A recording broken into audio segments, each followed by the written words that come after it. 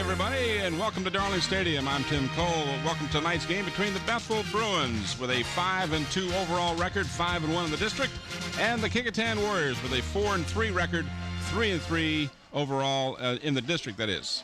And this is a very important game for the Bethel Bruins tonight because mathematically they are still alive for a Division VI postseason berth. The Kecoughtan Warriors, on the other hand, have been eliminated from that postseason play by the fact that their PowerPoint ratings are where they are with a 3-3 record. But the Bethel Bruins have a lot more to gain by this game tonight than the Kecoughtan Warriors. Having said that, these two teams always play each other tough. Crosstown rivals, you know they're both going to put out every effort they can in order to win the game. The Bethel Bruins coming off of a big victory over the Woodside Wolverines last week, knocking Woodside out of the the unbeaten ranks. But in doing so, you have to wonder if there might not be a little bit of a letdown on the part of the Bruins after that huge emotional victory over Woodside. We'll have to see how that plays out. Right now, we're going to go down to the field as Bob has head coach Tommy Austin of the Kecoughtan Warriors. Thanks, Tim. First of all, Coach, I know you got banged up last week. You had about 4 or 5 players that got banged up pretty good. Is any of them going to be able to play tonight? Oh, everybody but Nathan Robertson. We got everybody back by yesterday afternoon's practice. They're not going to be 100%, but, you know, they want to go, and the doctors cleared them to play, and the trainers got them ready to go. He's done a great job all week. A lot of long hours for him this week. But I also know you have a young man back that this will be his first game after having a knee operation early in the season. Right, Matt Goulart, he was our starting tailback going into the season and tore a meniscus in his knee against Football-Kecoughtan in a scrimmage, and has been with us every day and working hard to get back to it, but had to have knee surgery, I think the week we played Robinson, and just came back to practice last Friday. So we're glad to have him back. Well, I know you're glad to have him back, but his presence has been there. He's been at all the practices, all the games. Just because he's hurt doesn't mean he didn't show up. He showed up and offered a lot of encouragement, didn't he? Right. We have a lot of, all of our guys that have been out for the year, been at practice every day. And, you know, we have things that they're doing to rehab and trying to get back. I mean, we tell them it's your job to get healthy now.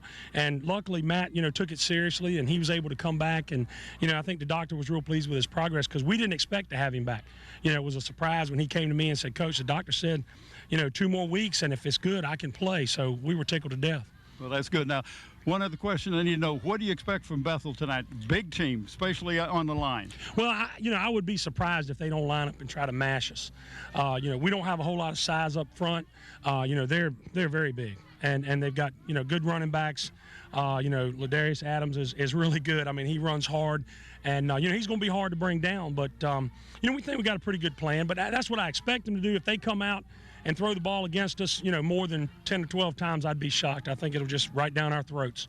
Well, Coach, good luck to you tonight. Thank you. I appreciate it very much. Enough. Let's run back up to Tim. All right, thank you, Bob, and thank you, Coach Austin. Kecoughtan still has a mathematical chance to equal last year's record. They were 7-3 overall last year, and of course, with a 3-3 record, 4-3 overall, they still have a shot at it. So Tommy Austin and his group are going to be doing their best tonight, and they'll probably use that single wing that we've seen a couple of times earlier this season. So that could be a factor as well, as teams have had some difficulty defending that particular scheme that Kecoughtan has. Right now, let's go back down to the field as Bob has head coach Tracy Parker of the Bethel Bruins. Thanks, Tim. Coach, first of all, you're in a district where being a Division VI is not help, is it? No, not a lot at all. Right now we're in a situation where, we have to win the district in order to go to the playoffs as far as an automatic bid. It's a tough situation, but we know what's expected. We just have to do our part. Well, you have been doing a great job with these guys. That first loss kind of threw you guys into a tailspin. Then you got everybody back on the page, and they started doing what they're supposed to be doing. Change your quarterback. You've got a multi-dimensional quarterback now, and the kids seem to be responding. Well, thank you.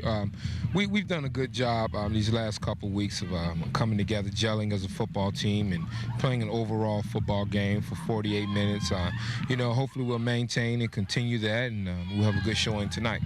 Well, the win you had last week against Woodside really kind of was a light bulb went off in a lot of people's head. They didn't think that you was going to be able to beat them, but you're big, you're strong, and you just run it down the throat. Well, now that you mentioned the Division 5 and Division 6, the last 5 years, we've had 3 opportunities. If we were Division 5, that we would have had a chance to go to the playoffs. Being Division 6 in a mainly Division 5 conference, we can have a good season, 7-3, 8-2, and we're at home for the holidays. Yeah, that's not fun. Tell me what you expect from Kecoughtan tonight, Coach. Well, I expect a disciplined, physical football team that's indicative of Kecoughtan. We need to come out and execute and do what we do best. And that is run it down the throat. Right, Coach? Yes. Okay. Good enough. Well, good luck to you tonight. Thank you. Good enough. Let's go back up to Tim. All right, thank you, Bob, and thank you, Coach Parker. Great season for the Bethel Bruins, as Tracy Parker's done a terrific job with them. And unfortunately for them, they're in that Division 6, which is a hindrance for them, but you play the cards you're dealt with. Tonight's game is brought to you by Zooms, with 14 convenient Peninsula locations to serve you. And it's also brought to you in part by Parklawn Wood Funeral Home, where Nancy Staten is the manager. All right, well, Bob has rejoined me here in the booth. And, Bob, this is, as I mentioned, a big game for the Bethel Bruins. They have to win this game in order to even have a chance. And they're going to have to get some help from the other side. And what really hurts them is you're in a district with only 2 Division 6 teams. You are one of the Division 6, and the other teams you're against, like over in the beach, everybody except one team is Division 6. You get 1 extra point by beating a team that's Division 6. The only chance they got is next week when they play Denby, to beat Denby to get 1 extra point. So they've got to get some help. But Tracy Parker and his staff has done just a great job over there. It makes you feel good to see these guys still working, even though they know we may not make the playoffs. But it's not in their court. I mean, they got to have help from somebody else. Well, and they do. And, of course, like you said, in case the fans aren't fully aware of how the PowerPoint system works, is you get an extra point if you made a Division 6 team versus a Division 5 team. So if Bethel beats Kecoughtan tonight, they actually get 1 less point because Kecoughtan is a Division 5 team. Yeah. And you look at Kecoughtan, and I talked to Coach Austin, and you mentioned that they're basically out of it. He feels that 7-3 may get in. But, that's a real long shot. A lot of things are going to happen for them to get in. But he's a young team. They've come out with a single wing, which is a little bit different. But, I'm real impressed with their center. This young man who's been center for him, he's got 4 guys he's got to snap the ball to. It's not like he's got a quarterback there and he doesn't have to worry about who the ball goes to. So it's really tough on him, and he's done a real good job. And Tracy Austin will tell you that the guys have been hurt. They show up to practices and are there for support and to help everybody else. So, it really does a good job to see that the Kecoughtan Warriors are doing such a good job under Tommy Austin. Well, it should be a real good game. It always is when the Bethel Bruins and the Kecoughtan Warriors tangle. Back here at Darling Stadium, the teams meeting at the center of the field, and the referee, Dave Stollard, will be giving the pregame instructions. Let's go down to the field and see if we can listen in.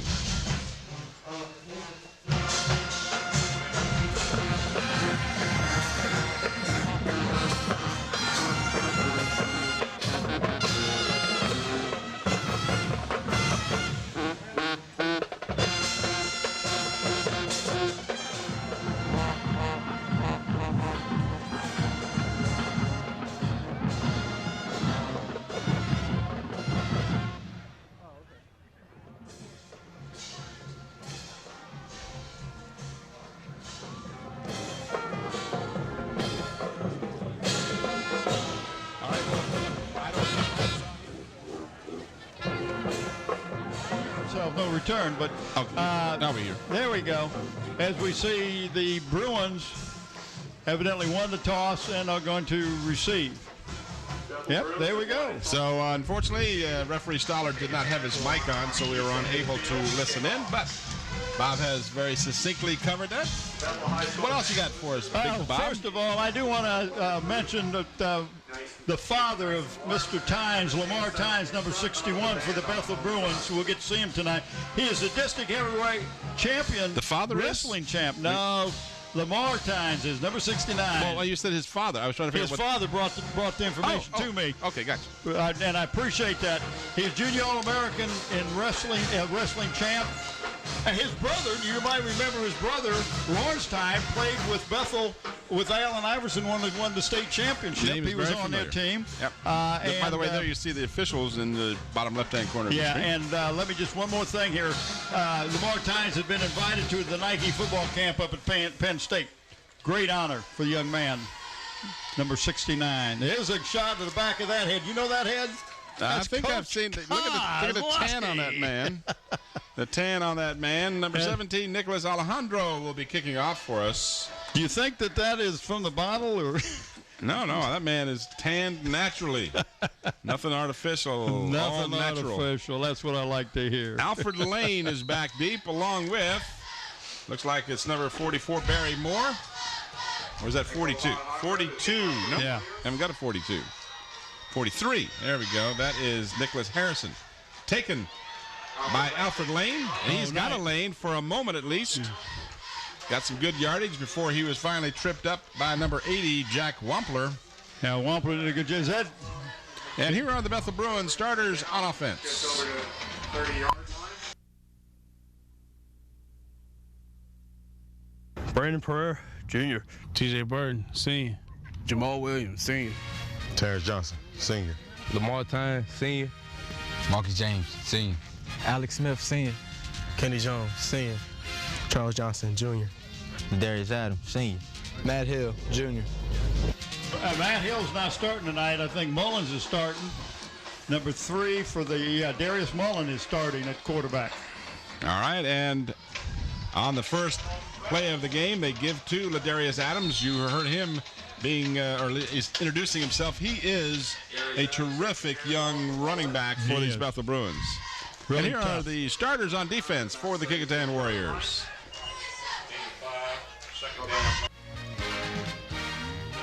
Chris Calkins, Jr.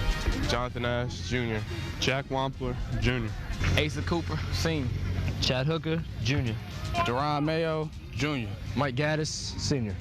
Terrence Dorsey, Jr. Dakota Mathis, Sophomore. Keith McBride, Jr. Corey Thomas, Jr. Swing pass on the left side completed for the Bethel Bruins to Alexander Smith as the Bruins going without a huddle, but we appreciate them taking long enough time at the line to get all the introduction of the starters in. That was rather neat that they did that. But they are going without a huddle to keep Kecoughtan at least temporarily off balance. The 3rd down and 2 now for the Bruins as they have the ball just short of the 40-yard line. Need to cross the 42 to get a fresh set of downs. And now they shift into the shotgun formation. Mullen, the quarterback. And on the option, he pitches to Adams. Adams trying to get a block at the corner. He's got the corner. He's got the first down and goes out of bounds right at midfield. And that'll be enough for a Bruin first down. Gain of almost 11 yards. Hey, that was a great block by, was that number 41, I think, for the Bruins out there. Did a great job. That was Derek Johnson. And he's basically sealed that right side to allow Darius to get outside and pick up I don't know how many yards he picked up, but he got enough for the first down. Got 11 on the play. Well, that'll do it. Almost 11, a little more than 10, which is almost 11. Same thing. Right at midfield, first down. This will be easy to mark the yardage from here. This is Adams, and Adams dragging a tackler for 4 yards to the 46. A nice demonstration of his strength. Jamal Williams, number 73, 6'1", 280, senior. Offensive lineman pulled and did a great job on a kick-out block that time. Chad Hooker, the tackler on the play for Kecoughtan. Picked up 4 yards. They mark it at the 46 of Kecoughtan, just underway here at Darling Stadium. No rain tonight. It rained this afternoon, but the field and the stands are dry. We got a man who beat the defense. He's got the ball, and he scores. Number 11, Marcus James, a 46-yard pass as the Bruins, known for their running, surprised the Kecoughtan Warriors with a beautiful, perfectly thrown pass for a touchdown. Here's the replay. Mullen out of the shotgun just steps back, and the defender got beaten by a step, but after that, somebody knocked the official. Official went down. He tripped over the line. Marcus James. That wasn't nice. Well, that's what happened. Extra point try is up, and it is good. So the Bethel Bruins strike quickly with just 10:20 remaining in the first period. They go 46-yard pass play for the touchdown. Marcus James. Tim, we will pick a player of the game for both of these teams tonight, and that player will receive a shirt. It comes from Tidewater Team Sports, your one-stop sports headquarters for screen printing, embroidering, uniforms, and apparel. Call 594-0411 and talk to David Chubb or Terry McNamara. Now, we are going to pick two player of the games from the Bethel Bruins. This game and the next game we do to them, because for the way the schedule worked, we ended up with one less game for the Bruins, but we want to be equal in our ability to give the player of the game, and each team's will have 5 regular season player of the game. So we will pick 2 for the Bruins and only 1 for the Warriors tonight. Terrell Marable, who also picked the extra point, will kick off for the Bruins. 5 plays, a minute 40, 68 yards. And it sounds like I'm talking into a tunnel, so hopefully the audio at your TV at home doesn't sound that way. Tim, we got it offside. On the kicking team, they were across the line before the Marable kicked the ball, which will take them back 5 yards. I guess they call that illegal procedure or offside or something. But anyway, they will re-kick. So Marable, there, that's better. Thank you. Zoom's given an award to the senior player in each of the teams this year in Hampton that has demonstrated academic excellence. These players will be awarded plaques at a school board meeting after the season. We'd like to thank David Allen and Zooms for the continued support to WHCS and our student athletes. So they'll back the Bruins up 5 yards, and they'll try it again.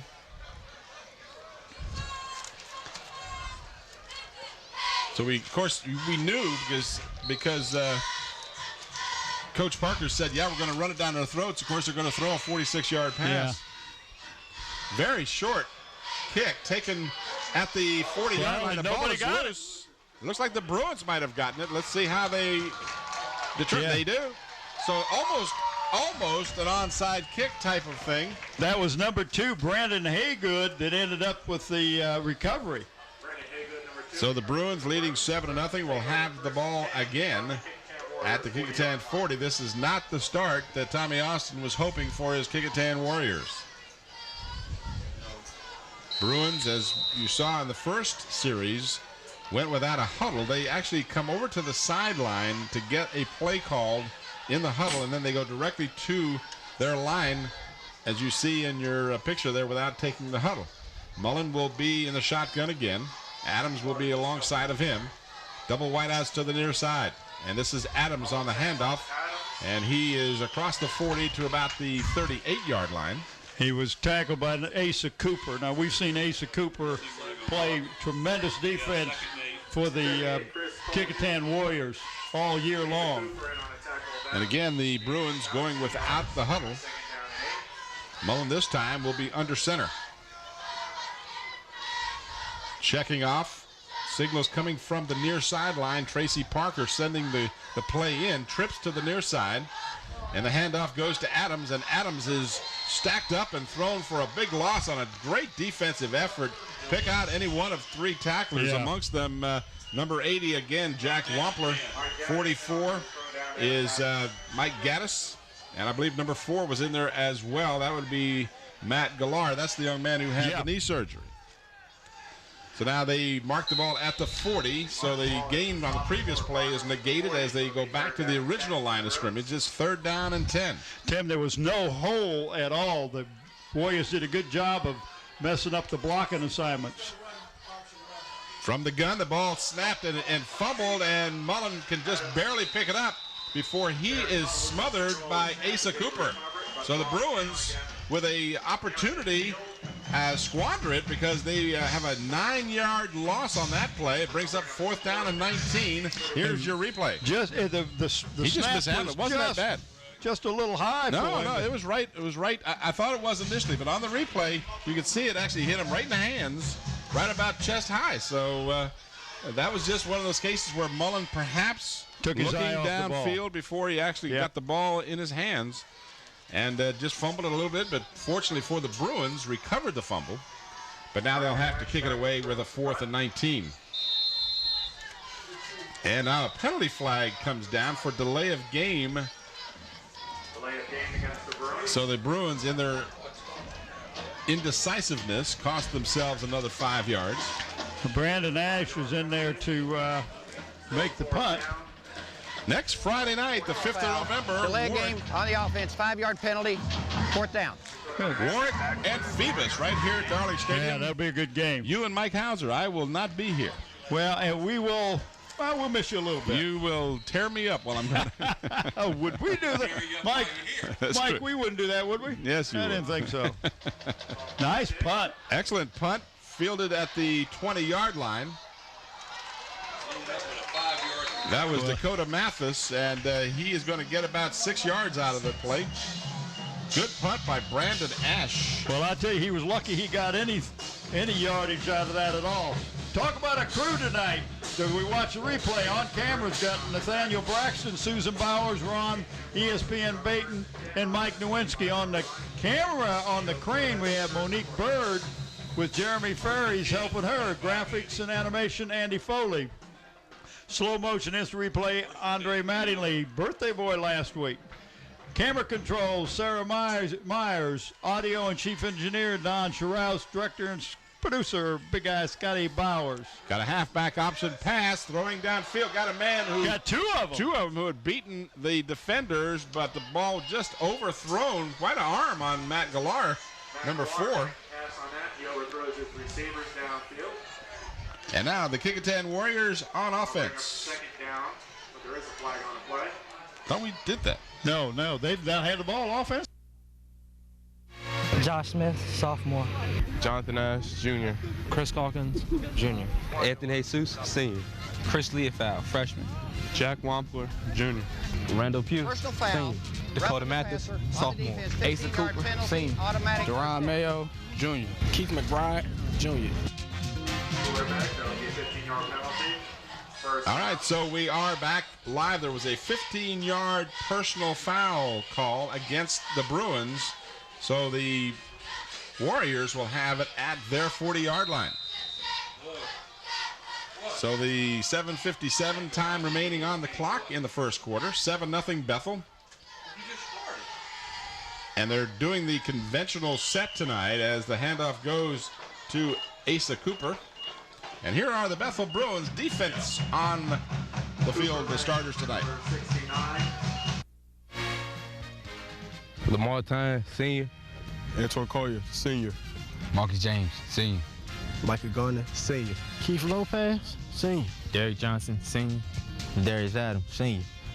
Terrell Marable, senior. Jamar Jackson, senior. Gary Tucker, senior. Alex Smith, senior.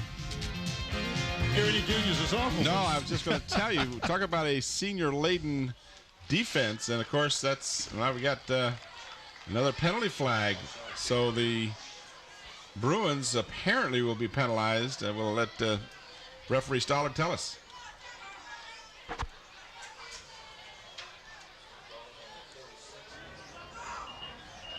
Dead ball foul.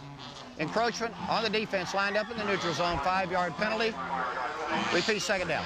Well, the Bruins right now are their own worst enemy. They've got 20 yards in penalties in 2 plays. Second down and 4 for Kecoughtan.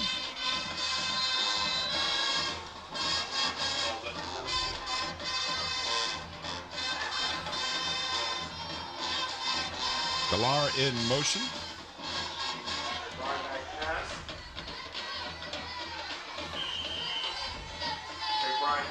McBride ends up keeping the ball and is knocked out of bounds. Let's see where they mark his forward progress. Looks like he's lost a couple of yards. Yeah, looks like they've got him marked at about the 46. 44. I'm sorry, I'm going the wrong way, aren't I? Other side. So it's third down and almost 7. Let's call it long 6. Kecoughtan. Penalties on both squads coming rather rapidly here.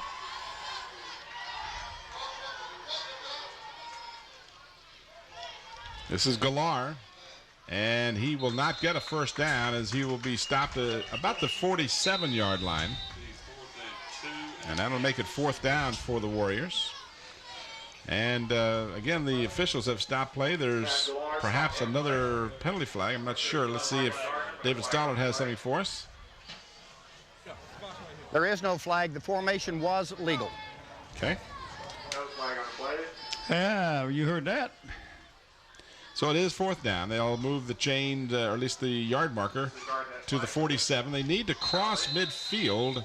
So looks like the Warriors will not risk that. It looks like they're going to bring on the kicking team after thinking about it, or apparently thinking about it for a moment. Yeah, not long. And that's Philip Alejandro back to punt.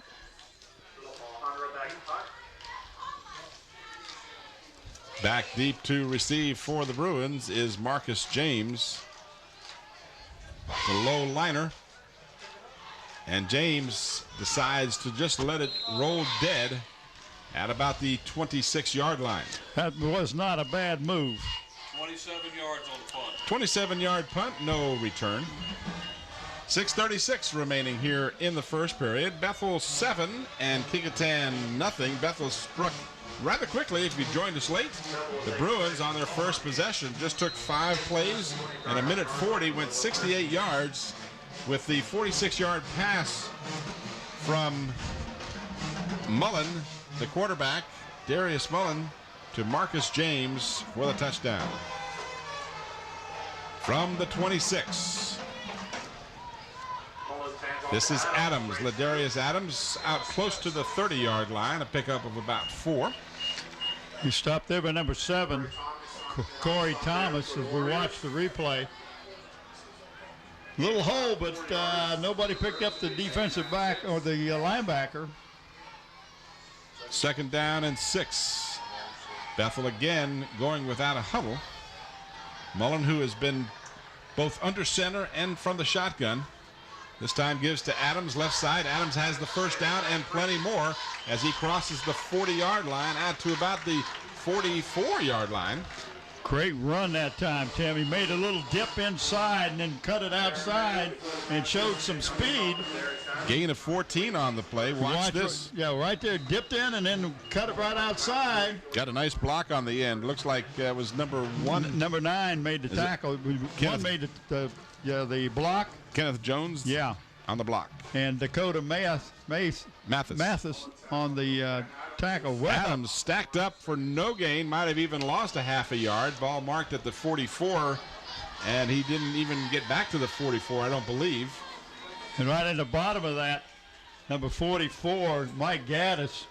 Mike has been just a anchor for this Kecoughtan team all year long. No gain on the play. 2nd down and 10. And again, the plays being sent in by hand signals on the near sideline from Tracy Parker. Mullen, play action, sets, throws, into coverage, and a nice catch, a flag on the play. Ball caught. Well, number 26 for the Bruins did a great job, Alexander Smith, of adjusting to where that ball was coming. Let's see what the penalty is. I think they're going to call interference, and of course the Bruins will take the play. Watch this replay. Oh, what a nice job of concentration. And it's going to be against the Bruins. Whoa. Offensive pass interference. Well, clearly they're asking the Warriors what option they choose. There's no option there. They're going to take it. That's a no-brainer. Referee Stollard will tell us. Pass interference on the offense, 15-yard penalty from the previous spot, loss of down, 3rd down. And what happened evidently is he pushed off on the receiver to get that little bit of separation so he could go up and make the catch. Could not pick it up on our replay, but we're not down there on the field. Well, you know, interesting. I didn't know there was a loss of down associated with that. I didn't either. You get penalized 15 yards and the loss of down. Yeah. I was not aware of that, and certainly I'm sure referee Stollard called it correctly. Maybe we ought to ask Mr. Ewing down here. Would he know? Apparently on offensive pass interference, there is a loss of down. Is it always loss of down on pass interference offensively? That's a pretty severe penalty. And severe is just half of it. Yeah, it's 15 yards. I mean, that's almost, you don't get that for armed robbery. I mean, that's a pretty stiff penalty. Well, there you see the huddle for the Bruins, and I'm sure what they're talking about is, guys, we started out strong, we came out nice and smooth, and then all of a sudden we've been kind of going backwards here. And if we could back that up a little bit, Scotty, see if he did push off before the ball got there. It's kind of hard to see because he may have. Right there is evidently he made enough contact. Yeah. That's hard to tell. That's what the official saw, evidently. But the official clearly right on top of the play. He was about 5 to 10 yards away from it. Made the call. So a serious 3rd down and 25 for the Bruins. And they'll just stay on the ground. Adams on the kind of a delayed handoff, but that fooled nobody on the Kecoughtan Warrior defense. So the Bruins now will have to kick the ball away. Well, that was number 78, Chris Calkins, 225, 6'1", junior defensive lineman, ran right into him, and nobody got to put a hat on him. And they actually lost a little yardage on that. Brandon Ash to kick.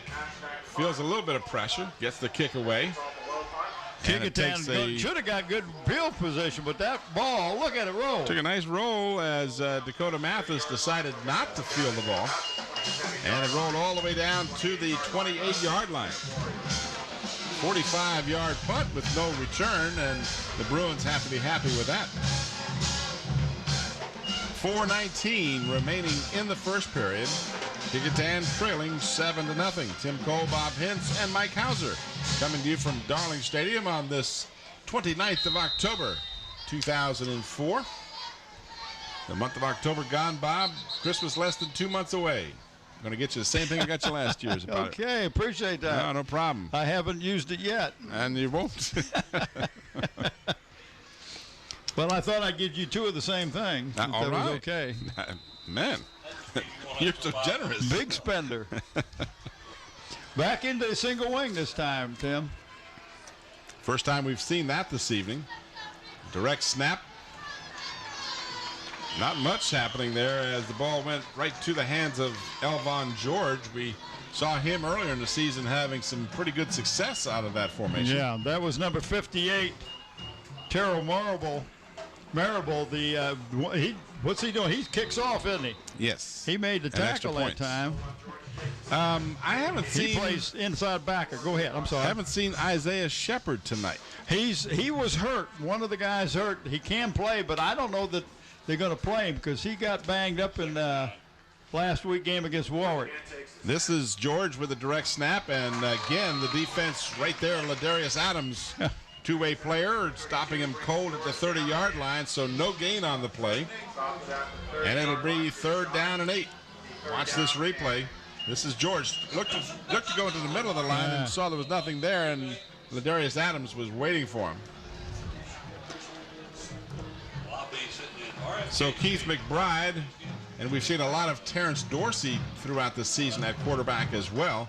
But again, I say quarterback, this is the single wing, so quarterback is not actually the position. Direct snap to George, and then they hand it off on a kind of an inside misdirection play. That was Kerry Thomas. And again, the Bethel Bruin defense was not fooled at all. No, Micah Gardner was not fooled. Micah is 6'2", 205 junior. So the ball marked at the 31-yard line, so neither team able to move it here on consecutive possessions, and the kicking team will be back on the field. Alejandro will be in punt formation. That's Phillip. Here we see what happened. Nice. All right. Punted it from his 20.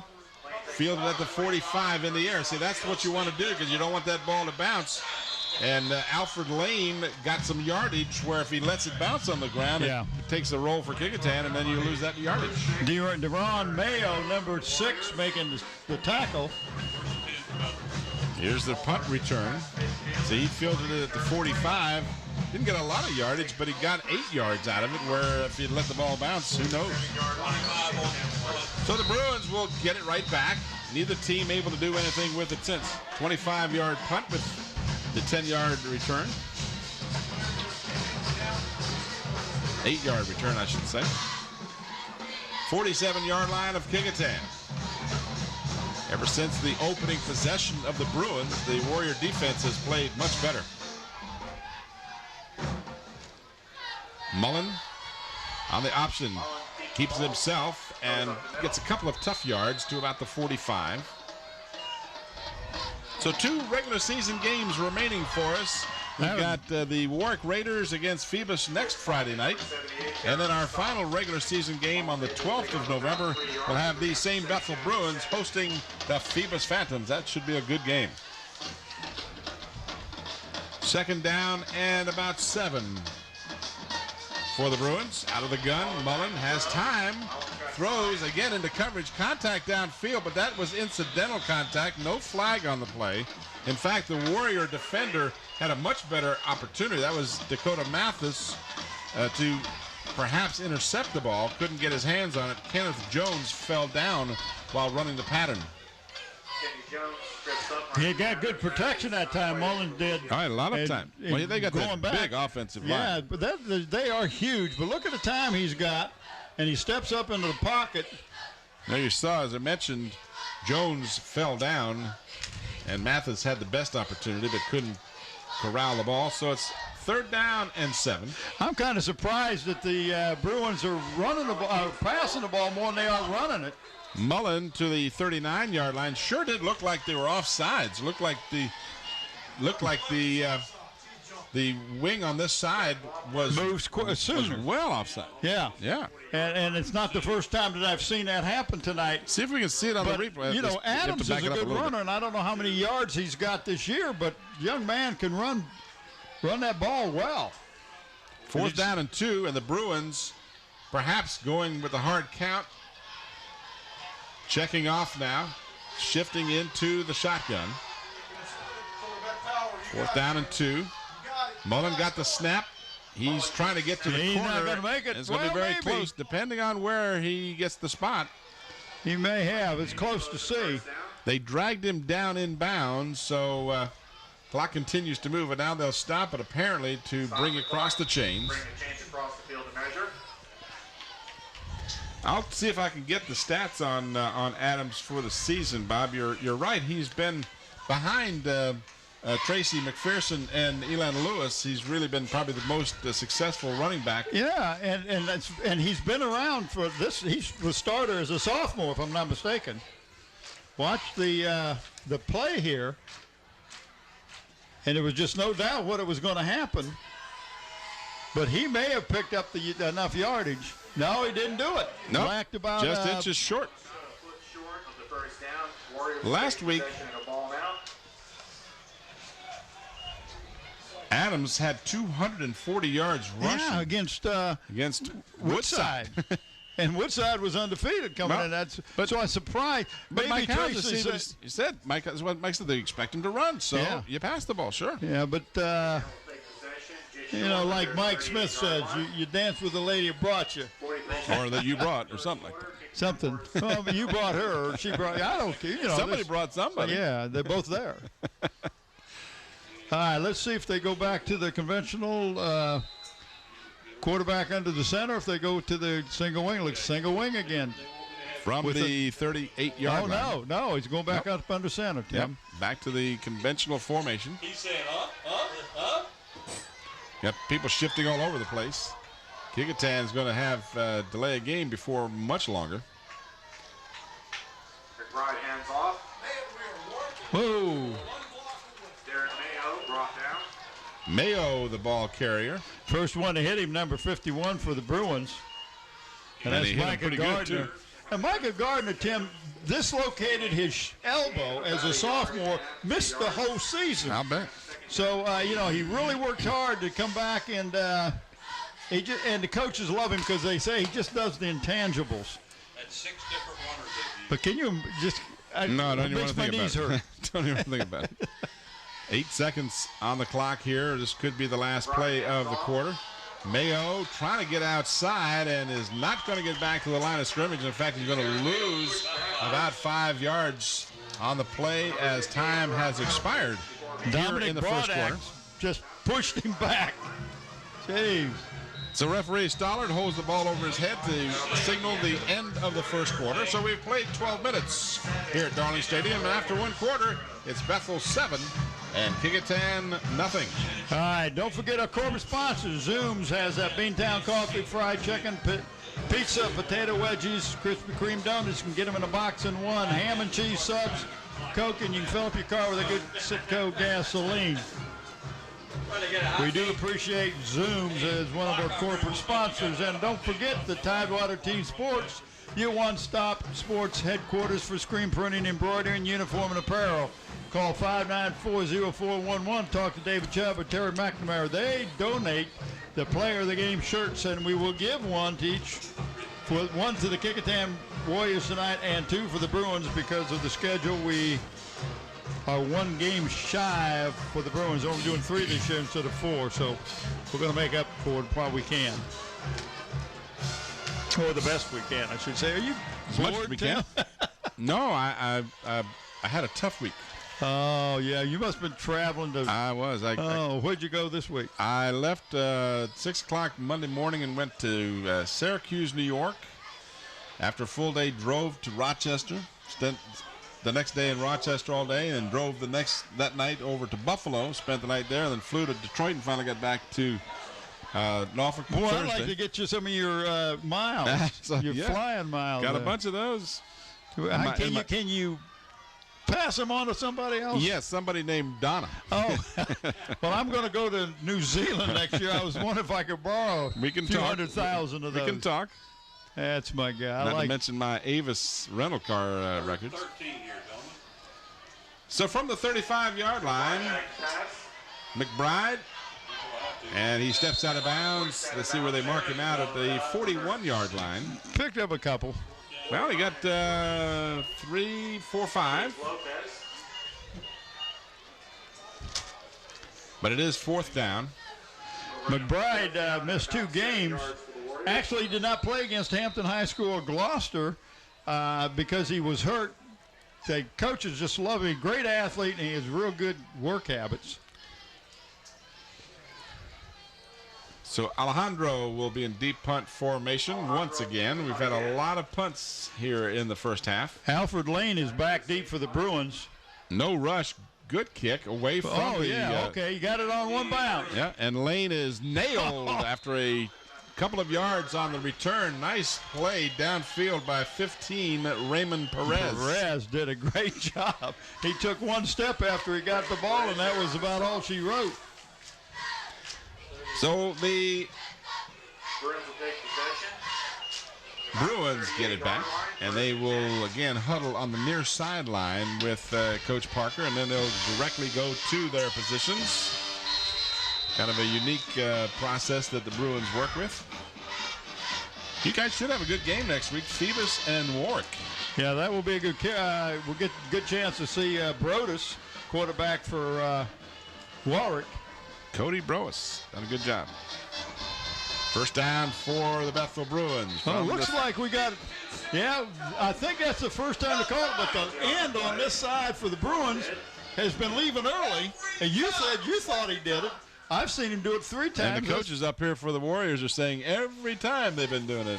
And I've wondered how they missed it previously, but there you go. See the left end. I mean, there was no doubt that was a full count.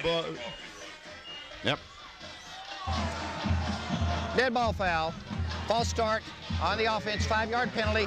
First down. So back him up 5 yards. 1st and 15 now from the 33-yard line. Well, the coaches will talk about, being on the same page, but you also have to be on the same count. 50, 5-0. 50 yards in penalties so far. Yeah, I can believe it. It's early. I said the 33. It's the 28. Mullen being pressured and sacked. He might have actually gotten back to the line of scrimmage, which would not. Well, that was Asa Cooper again, Tim. So it won't be credited as a sack because he did get back to the line of scrimmage, but just barely. Second down and 15.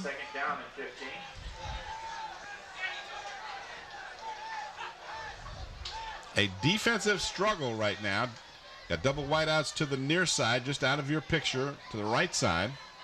Out of the shotgun, Mullen. Low snap, handles it nicely. Left-handed quarterback over the middle, throws behind the intended receiver, and a late flag in the backfield. Yeah, that was number 26 who was intended, the pass was intended for Alexander Smith. So let's see if it's, usually that's what you've got in the backfield. They might refuse that penalty. I don't know. Boy, they're their own worst enemy out there tonight, so far, they're hurting themselves. 50 yards in penalties prior to this one. And if this is a spot foul, it's 10 yards from where the flag is laying down. You definitely take it. It's either third down and 15 or second down and a whole lot. I'd go second and a whole lot because right now Bruins are not firing on all cylinders offensively. Come on, guys, make your mind up out there. That's ridiculous. We have an impatient stat man here. Well, I'm kind of thinking the same thing, you know. Well, you want to take your time so you pick the right decision. But it is a matter of a decision here. And they're not going to take it, doesn't look like. Hold on the offense. The penalty is declined.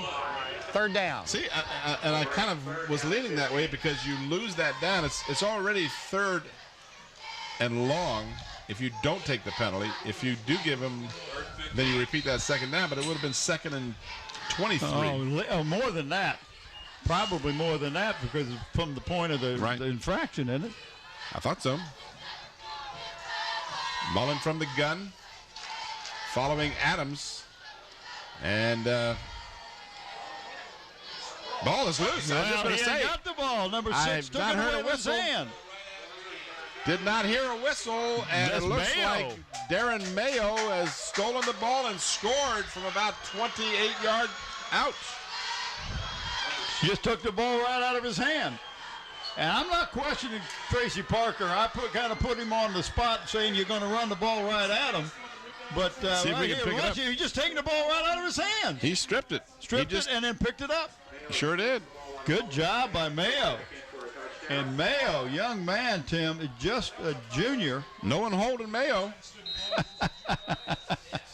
Oh, yeah.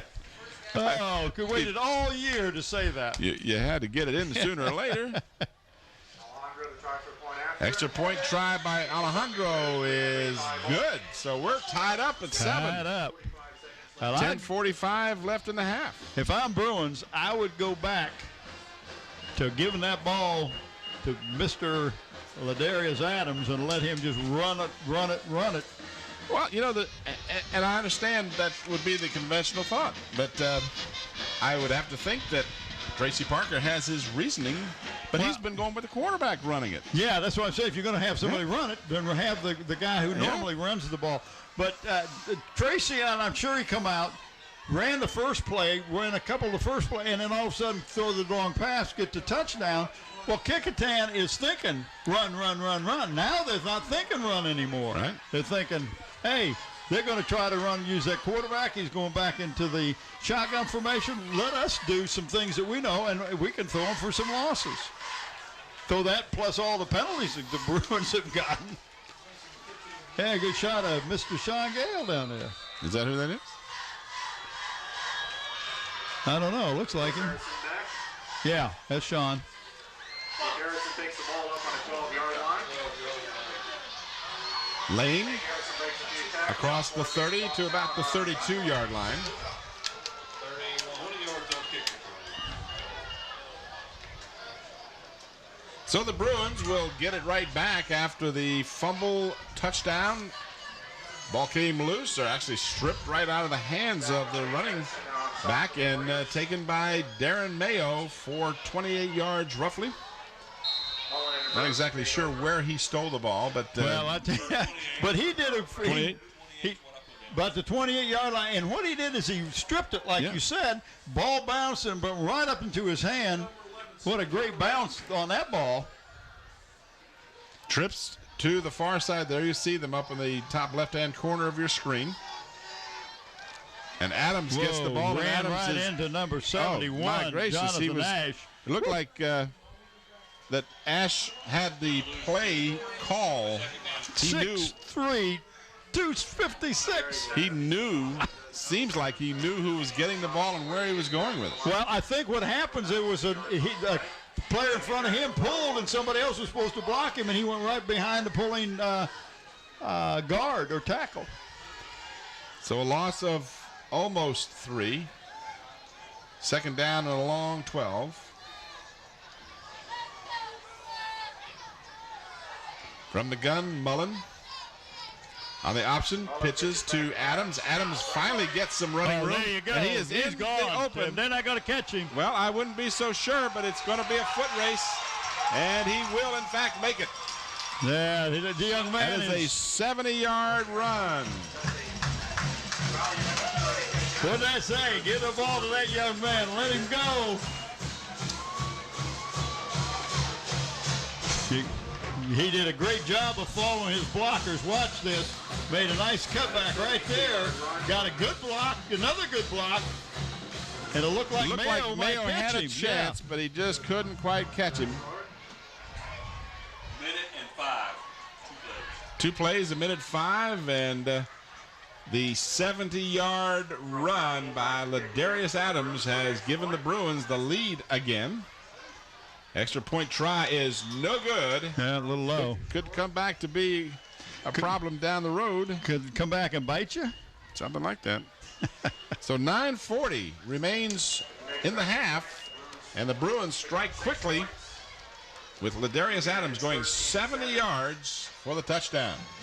Boy, they like Adams. You know, he's matured into a great player.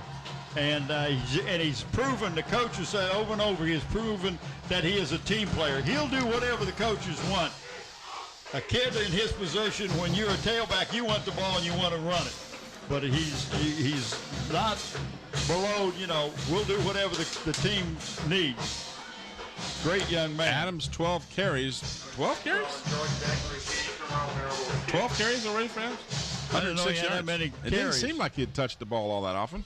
But, hey, Mike Hauser says it's 12 carries. It's 12 carries. I ain't arguing with Mike Hauser. No, sir. Not only does he have the stats, but he's a whole lot bigger than I am. Taken at the 20-yard line. Oh, this is George. Oh. Elvon George all the way across midfield. And finally stopped by number 22 for the Bruins as Robert Preston. So this defensive battle is starting to loosen up a little bit. Not so defensively oriented here. Nice job of following the lane, and basically had only 1 or 2 players to beat. So they mark it at the 48-yard line of Bethel. Got a delay here for a moment for some equipment problems. In fact, young man is going to have to come out. I guess he's got a problem with his helmet. Who's that, 66 for the Bruins? That is who it would be. That's Justin Bolden. So they'll get him squared away here. Can't play without the headgear. Well, you could, but it's not a good thing to think about. They won't let you play with that. Yeah, you're right. That's what happened to you. You played much too frequently without the headgear. Is that what happened to me? That's what it was. Right up the middle, and there is Shepard. First time we've seen him in the ball game. Isaiah Shepard, 25. That's just almost like the student body left, student body right, but they went student body straight ahead. Wedged up the front, up the middle. Picked up more than 10. Yeah, got about 11 yards on that play. See, when you asked about the injuries, he didn't mention that Shepard was. Well, he did when I talked to him earlier in the week. I see, and he said, I don't know if any of them are going to be ready. Right. He had 5, as we watched the replay, 5 young men. One of them did not make it because he's got a broken hand. No, I guess you wouldn't with a broken hand. And a late flag. That was could be hold, could be a face mask. Could be almost anything. Terrence Dorsey is in the ball game now. Face mask. McBride had been in there before. Now Dorsey here. So maybe in the second quarter they decided Dorsey would replace McBride. So they're going to tack on yardage here. Face mask on the defense, 5-yard penalty, repeat first down. That first down, that is going to be picking, what, about a 1st and 1? Well, let's say they've marked it at the 29. No, it's going to still be a couple of yards. 1st and 2, to be exact. 55 yards in penalties. 55 yards in penalties. You may have already heard that as Mike was kind enough to inform us. Bruins, as you said, Bob, hurting themselves with penalties. This is George. And they just wedge their way forward. Another first down. That scrum is still moving all the way down to the 20-yard line. You got to take the feet out from under them.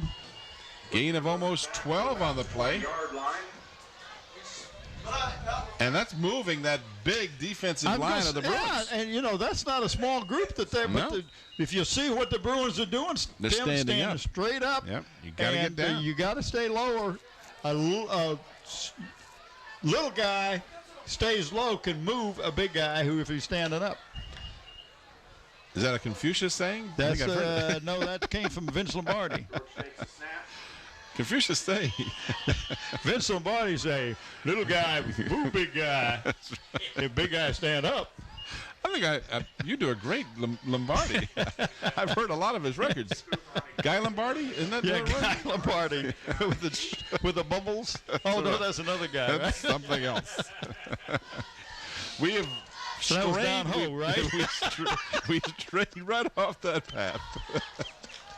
Couple of senior moments going on here, folks. We'll get back to the game. All right, out of the wing. Direct snap. This is George. Elvon George trying to get to the corner, and he is dumped as he gets to the 20-yard line. A loss on the play. Number 21 for the Bruins, Jamar Jackson. On the spot there. So they'll actually give him progress to the 19-yard line, which, quite frankly, was rather generous. Looked like he didn't make it to the 20. So it's the 19-yard line, 3rd down and 9. Big 3rd down for the Warriors, trailing by 6. 7:20 and the clock moving here in the first half. Well, I tell you, if I would have kept right on going with that scrum because that was really working. Why not? Sure. Oh, and a fumble on the exchange. The ball booted around. Who's got it? Bruins say they do, and they do. Tim, that ball was snapped to the offensive back and just never got his hand on it. So they'll get the ball at the 19-yard line. See, this is what happened. And then they just kind of kicked it into the line, and the Bruins, and I can't make out who recovered it. If you continue to roll that, can you, Scotty? Let it roll. Couldn't tell. Trying to make sure we can give some credit to the guy who recovered the ball, but in any event, the Bruins get some help here because the Warriors were moving the football. They've got it with a 6-point lead, and they've got a new quarterback. Matt Hill. Yeah, the original quarterback that we were told would start. And he gives off to number 43. That is Nicholas Harrison. No, I knew that Matt Hill was not going to start. They just didn't get a chance to get the new ones in. Here's the replay. You'll see Harrison.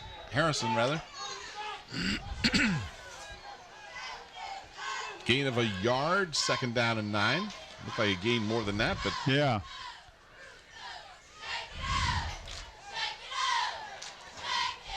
Now Mullen checking off. No. Excuse me, not Mullen, but rather Hill, and moves into the shotgun.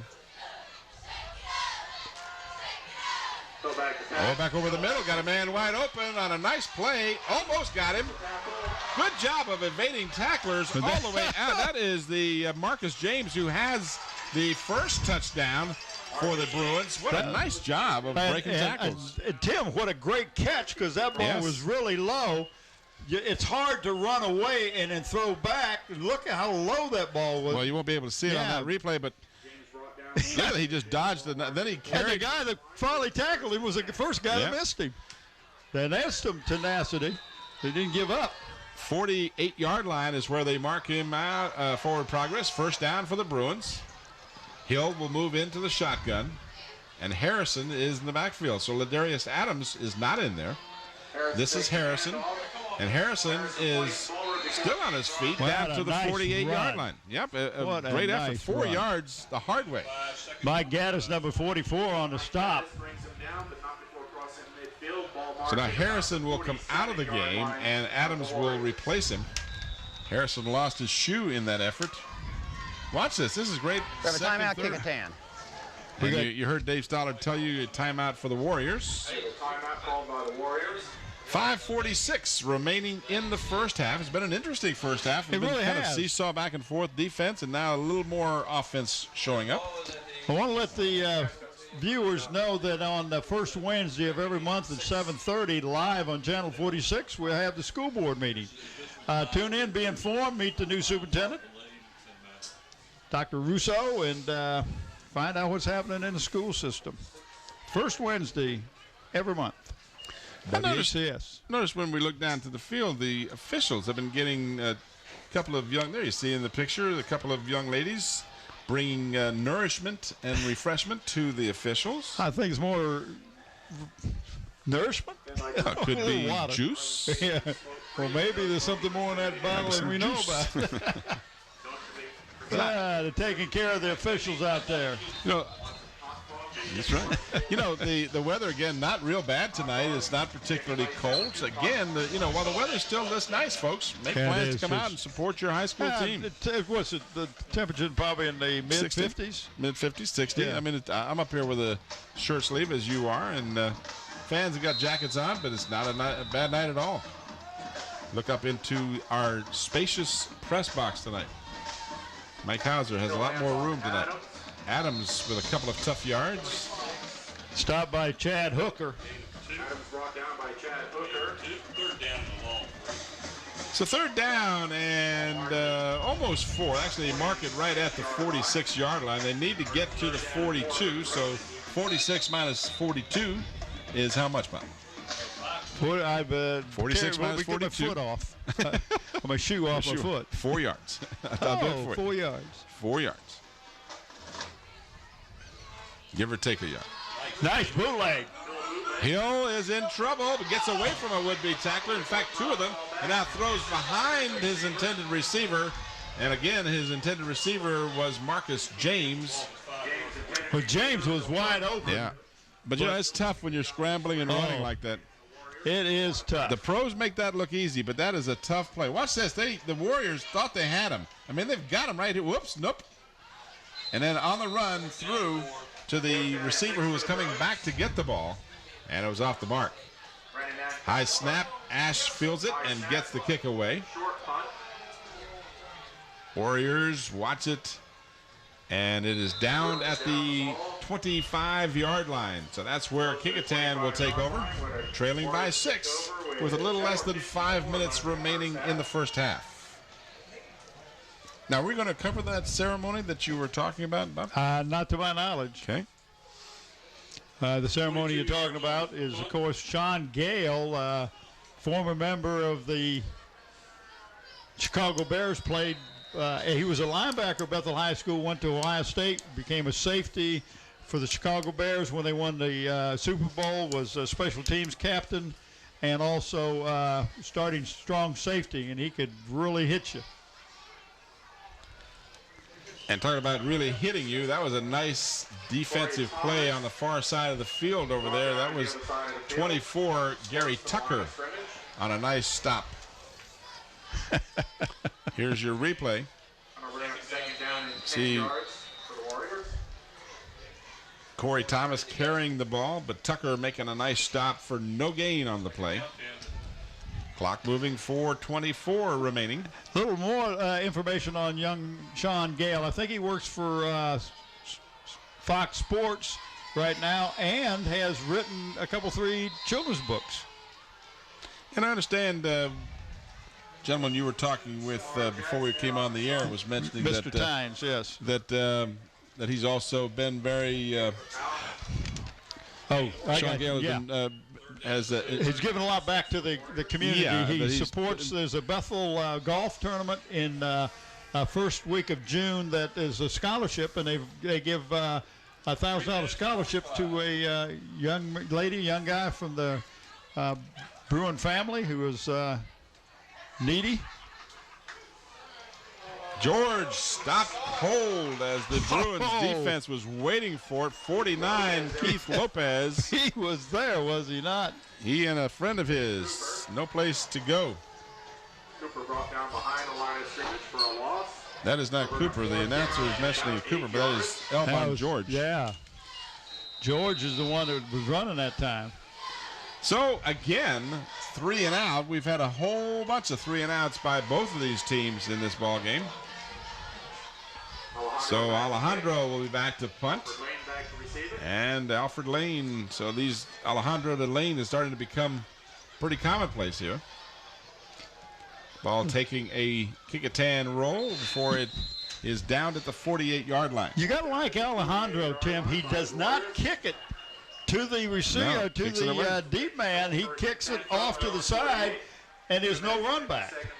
And as a special teamer, that's good because you're not letting them pick up any yards at all on a return. You know, our fans may not know, but Bob Killen is a big, and I mean big, Yankee fan. And I understand. Big Yankee fan. And I understand the reason he's not here tonight is he's in mourning. He's in mourning. He's in afternoon. He's in evening. He is absolutely devastated because the Bostons won the Super Bowl. We got a ball on the ground. Fumble down. And, of course, I'm referring to the Red Sox winning the World Series. Well, they did the job. Kecoughtan ended up with the ball. That's their third fumble of the game. So another turnover. He'll never get the handle on it to hand off. I don't think as you can see the end of that replay, I just don't think there was the runner really had a hand on the ball.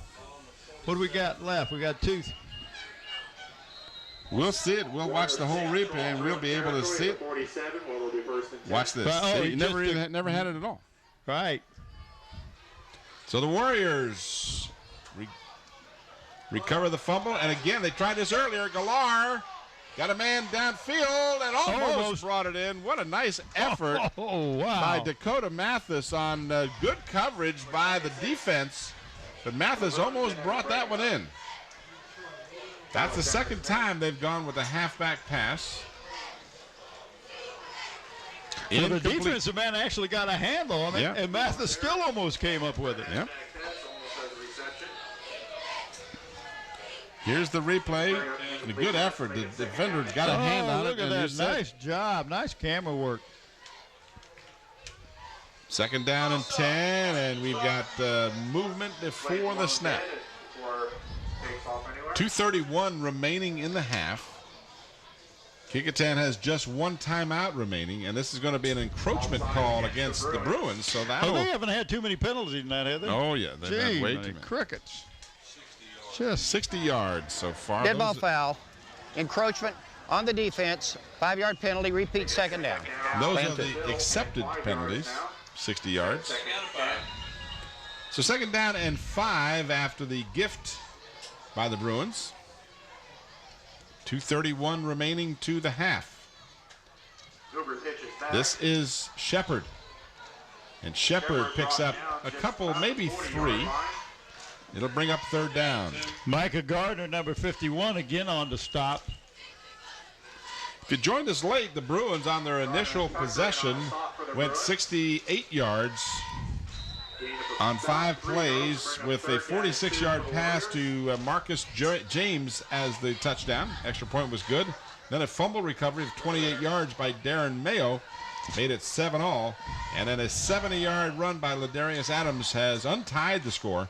But the extra point was no good. We're at 13-7.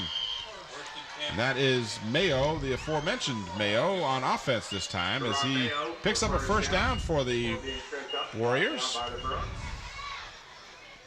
They mark the ball just inside the 35-yard line, 1:48. And again, the Warriors just 1 timeout remaining here in the first half. 3 first downs is all the Warriors have been able to get. And, of course, as I mentioned, there's 7 points coming on the fumble recovery. Goober back to pass. Goober brought down. That's Terrence Dorsey. Again, the PA announcer saying Cooper is passing, but in fact, unless they've changed my lineup, that is Terrence Dorsey, right? That is Dorsey. Okay. You're exactly right. Marcus James, one of the tacklers that time. About 3 Bruins in on the stop. Again from the shotgun, Dorsey rolling, looking. He's got a man open, but underthrows him short and low. His intended receiver was 86, Shane Seaman. And it'll be 3rd down now. That saves 1:05 on the clock. Watch this replay. Dorsey just underthrows his man. Tim, I think if they get the ball down between the 20 and 25, I think Nicholas Alejandro's got big enough leg that he could probably kick a field goal. There's no breeze of a factor tonight at all. It is 3rd down and 12 for the Warriors. Bruins show blitz. And they're coming. They're coming, but a good job. This is McBride now. And we've got contact downfield. A flag comes down late, but nonetheless down.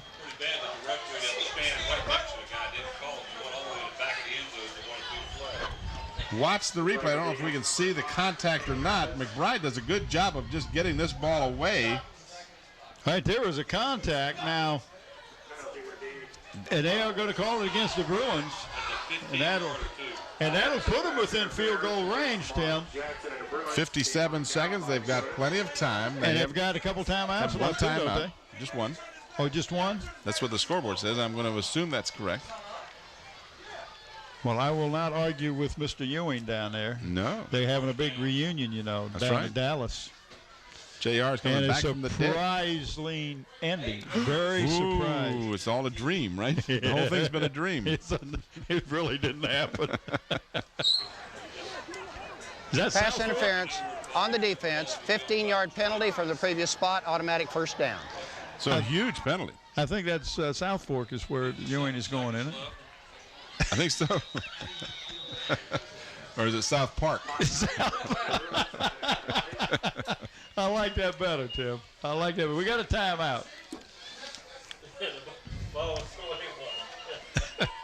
So that is actually a timeout taken by the Bruins on defense. Yeah. Of course, the clock was already stopped. And I think this is also, you're looking at the stands across the way, but what is happening down on the field, Tracy Parker is having a little confab, if you will, with the officials, and I believe he's actually asking the official, that's Billy Toller, the gentleman I used to work with at Daily Press, who threw the flag from the end zone, and perhaps Tracy's asking, how come the guy who was 5 yards away from the play didn't call it and you did? Yeah. But you know what? Sometimes you have a different angle. Well, not only that, but also he's probably thinking, hey, nobody's going to be able to catch that ball anyway. Right. It was... Well... It could have. I've always debated that uncatchable thing because if you interfere with the man moving downfield, how do you know he couldn't have gotten to it? So I agree with you. And Tracy took a timeout and wanted to express his thoughts and more importantly, I guess, get the opinion of the official. And not only that, he's making a point, right? Also, and it's nothing. It's called working the officials occasionally. We've seen a lot of that done over the years by a lot of coaches here on the Peninsula. And it's much more effective than ranting and raving and calling them names. That's for sure. So it is a 1st down at the 21-yard line. McBride rolling, looking, and he just kind of threw that one away. He kind of drifted it downfield in the direction of a receiver to avoid a grounding call. That was Shane Seaman, who was in the area, if you will. Yeah, that was big number 78, Gerard Corbett, 5'10", 220, just a sophomore, bearing down on him. And he thought, hey, better think a little bit about being able to play again at another play rather than have this young man hit me. Number 69 comes in. I'm sorry, Tim. Go ahead. 51 seconds left in the half. Still got one timeout. They did not use the timeout yet. McBride, and he is going to be, I was going to say he's going to be sacked. He will now be sacked on a nice effort, eventually tackled by Marcus James, who's done a good job on both sides of the ball. But, you know, the only problem that is what happened, that may have taken him out of field goal range. It is third down. Third and about 16. They need to get some of that yardage back, Bob, if they do want to have a chance at a field goal. McBride over the middle, no good, as it was intended for Seaman again, and that one kind of hit him in the hands, so I think that might have been catchable, but it was a good defensive effort. Tim, I don't think he was really ready to catch the ball. The ball got there before he was ready. He made his turn, but he made his cut, and then looked, and the ball was already there. Gary we Tucker. are going to have a 45-yard attempt here by, I think this is Nicholas Alejandro. It is Nicholas, and it will be a 45-yard attempt. And it is too low and will dribble to the goal line, so never got the altitude necessary. And so the Warriors come up dry with 16 seconds remaining in the half. And we'll probably just see the Bruins might go long with one just to see what happens. Are you a little bored there, Bob? I'm catching whatever it was you had. Flies if you keep your mouth open like that. Well, flies will get in there occasionally, but... Some of the young cheerleaders on the Bethel Bruins side. Of course, this is a home game for Bethel.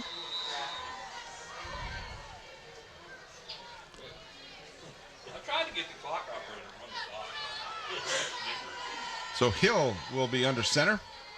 On the option, pitches it to Harrison. Harrison will stay in bounds, cut it upfield. He is dragged down, not until he gets a first down. And they'll stop the clock momentarily while they move the chains. I think he actually stayed in bounds. Yeah. But it looked like he was going to go out of bounds. Hill took a pretty good I'm going to cut right. No, yeah, see, he's still in bounds there. Now, I don't know whether he eventually was dragged out. That was Keith McBride that got him by the shoulder pad and threw him on the ground. Bruins do have two timeouts. We have a timeout, Bethel. And they're going to burn one right here. So with 007, James Bond on the clock, the Bruins have a time for at least one more play. Darius Adams has 124 yards rushing. That was Harrison who carried the ball. Thank you. We got to keep the mic straight tonight. Where, by the way, is Kellen really is in mourning?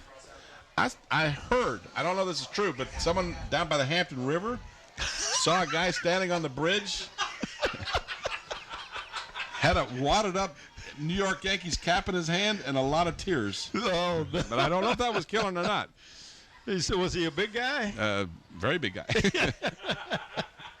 Let's just say the boats were avoiding that part of the bridge. Well, I know he feels real bad because he is really a. I just feel avid. I feel good for the Red Sox. I just think. You got a lot of love a team that won 8 in a row. Amen. They were 1 out away from elimination and won 8 straight games. That was great World stuff. Series. That was great stuff. I guess you heard about the headline of the New York Post. No. Said look out, see you 2080. Was it 2090, which would be another 86 years. Hill will try with the long pass, and it looks like we'll have 1 second remaining because the timekeeper didn't want the first half to end. Tim Ewing headed back to the South Park. South Park with all his buddies and the gals down there. Does he ride a horse to South Park? I guess. So the Bruins will have one more chance. We are talking about the clock operator. Yes. We need to let the fans know. Yeah, Tim Ewing is the clock operator. He's been the season-long clock operator. He used to, bring other guys in here, but Tim does such a great job. He always aspired to be a clock operator. So, and Hill is going to be wrapped up and tossed by unceremoniously. Chad Hooker. And that will be the final play of the first half. So we've played 24 minutes here at Darling Stadium. Our score at halftime, Bethel 13 and Kecoughtan 7. We'll return to Darling Stadium right after this brief timeout.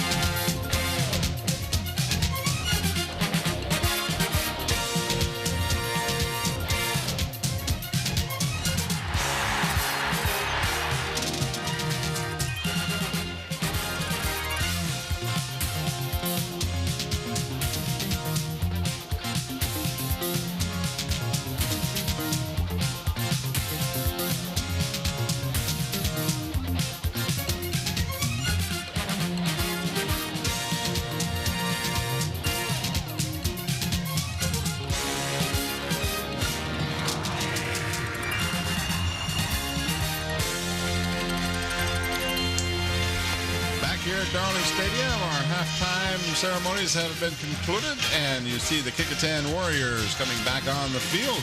Kecoughtan in the first half, 4 first downs, 21 rushes for 33 yards. They were 0 for 5 in the passing category. They did not have an interception. And, of course, with no completions, no passing yardage. That's right. Absolutely. 33 yards total offense for the Warriors. They had 2 fumbles. They lost one of them. And they were not penalized. And they had a total of 26 plays, and they had the ball for 13 minutes. They actually had the ball longer than the Bethel Bruins did in the first half. The Bruins had almost 11 minutes of possession. Bruins had 5 first downs. They had 25 carries for 119 yards. Adams with 13 of those carries for 108 yards. They also had 3 of 6 passing for 77 yards, including a 46-yard touchdown pass to Marcus James. They had a total of 196 yards. What a huge disparity in the yardage, 196 to 33. But they fumbled the ball 3 times and lost it 3 times. And as you know, you cannot do that. And on top of that, they were penalized 9 times for 75 yards. And as you would say, Bob, they were their own worst enemy. Well, they kept shooting themselves in the foot, and it really will make the coaches lose what hair they have on top of their head when they, because the team at this point, Tim, you played, 6-7 games, plus your scrimmage games. You shouldn't be making mistakes, jumping offside, and just silly mistakes that cost you the field position or gives the other team first downs and moves them down to a point where they can score. I look for Kecoughtan to come back out and just scrum that ball like they did before, Tim. They had very good success of moving the line, getting underneath the bigger Bruins and moving the line. But I look for the Bruins to come out and give the ball to Ladarius. And let's not throw the ball so much. Let's run that ball, and Ladarius can do that. And another factor in that time of possession, and when you think about it, this game very evenly played to some respect. 46-yard pass, 70-yard run. There's 116 yards of offense right there in just 2 plays. So, the other side of that coin is the Kecoughtan Warriors could not punch the ball in on the offense. They were stymied at every turn, and their only score being that fumble recovery by Darren Mayo. Right, and there was really a lot of yardage that was not gained because of both teams' defense. I thought both teams' defense did a pretty good job, and that's what we expected at the beginning of this game. Tonight's contest is going to be brought to you in part by Parklawn Wood Funeral Home. They're located at Hampton Center Parkway, North Armstead Avenue. For more information, give them a call at 827-4670, where Nancy Staten is the manager. And, of course, Zooms. And they're giving away a senior to the senior player in each one of the football teams this year in Hampton who has demonstrated academic excellence. These players will receive a plaque at a school board meeting after the season. We'd like to thank David Allen and Zooms for the continued support to WHCS and our student athletes. Nice halftime presentation. Sean Gale's got his number retired, and then he presented a Chicago Bear number 23 jersey of his to the school. So that was kind of a neat situation. Looked like it might have shrunk. It was kind of a small jersey. It must. Well, I think they had real small shoulder pads back then. I don't know. I guess. But he played strong safety and did a great job with the Chicago Bears when Mike Ditka was coaching up there. I always wanted to talk to him about Mike Ditka and find out, this guy really that crazy or. We'll never know. We'll never know. I'll never ask Mike because I'm not going to go. Kecoughtan will receive to start the second half. So you heard it from the lips of David Stollard, our referee. Kecoughtan will get the ball to start. And if you're Tommy Austin, you want some positive things to happen on that first possession. It's time to get the offense in gear. Yeah, they really need to get cranked up. If you have less than 40 yards total offense, that's really good. I mean, that says a lot about the defense of the Bruins, but it also shows about your inability to open up some creases there for your runner. And we did get to see Shepard play a little bit late in the second quarter, and Matt Goulart doing good, I think, after having a knee operation first of the season. So we'll see what adjustments both of these teams make.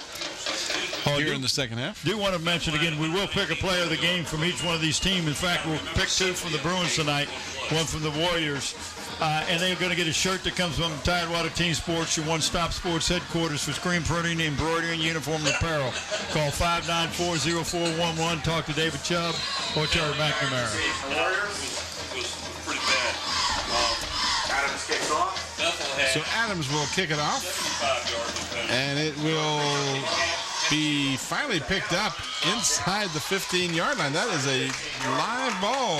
Well, not only that, but it didn't look like anybody wanted to catch the ball. Yeah. Well, Elvon George finally did, and it's a good thing for the Warriors that he did. But they will start further back than Tommy Austin had hoped. They'll start from their 12-yard line. Yeah, that's just not being on the right page, letting that ball bounce. You don't let it bounce like that. Maybe he was thinking it was going to go out of bounds, but you got to make sure it goes out of bounds because, just like you said, that's a live ball. So the Warriors from their 12. This makes a long field for them. There's that scrum I was talking about. Out of the wing tee and single wing, rather, not the wing tee, but the single wing, and it didn't do much. But you're right when you say single wing and wing tee. Very similar in the misdirection in the backfield of those two. In fact, the wing tee used a lot of the single wing movements in the backfield when they set it up. 2 yards on the play. And all your experience, I know you got just confused. I have no idea what you're talking about. Between the single wing and the wing tee.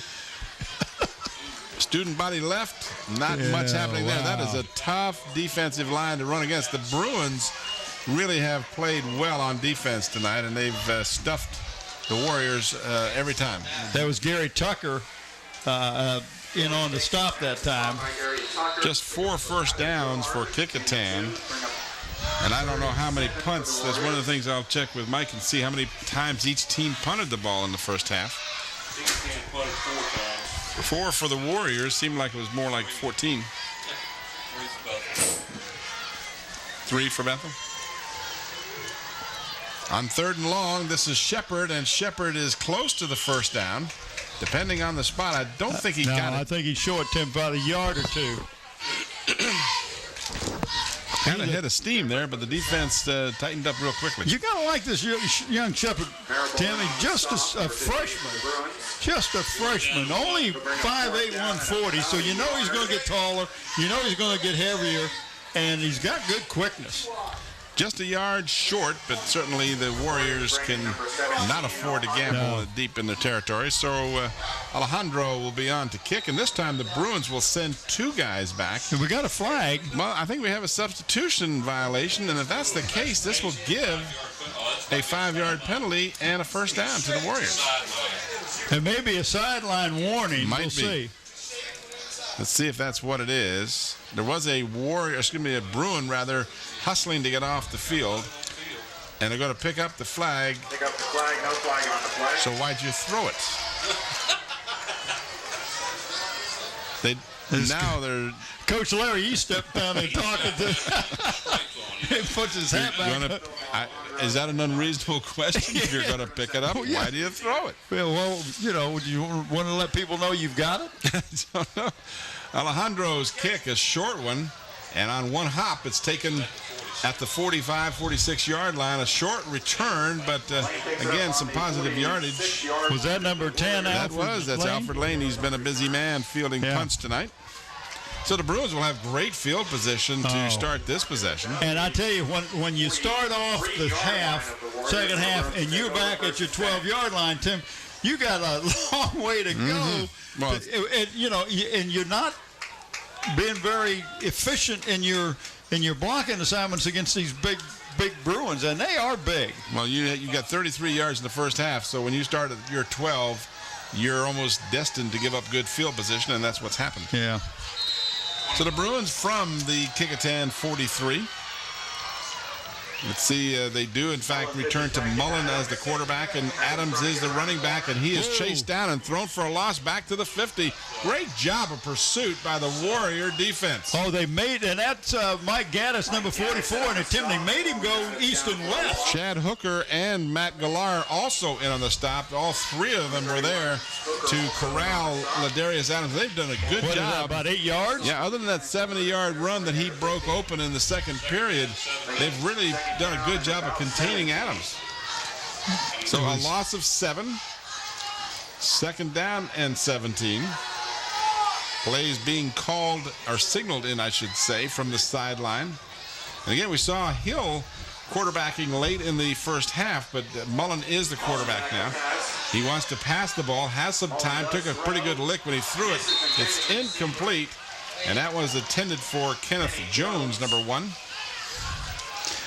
The Warriors did get a great job of getting pressure on Mullen that time. Didn't give him any chance to really find a receiver, and then when he did, he didn't have a chance to step up, and like you said, he got hit pretty good as he released the ball. And when you take away, and Warriors have done a good job on defense with Adams, with the exception of that one play. When you take away that 70-yard run, he had 12 carries for 38 yards for the rest of the half.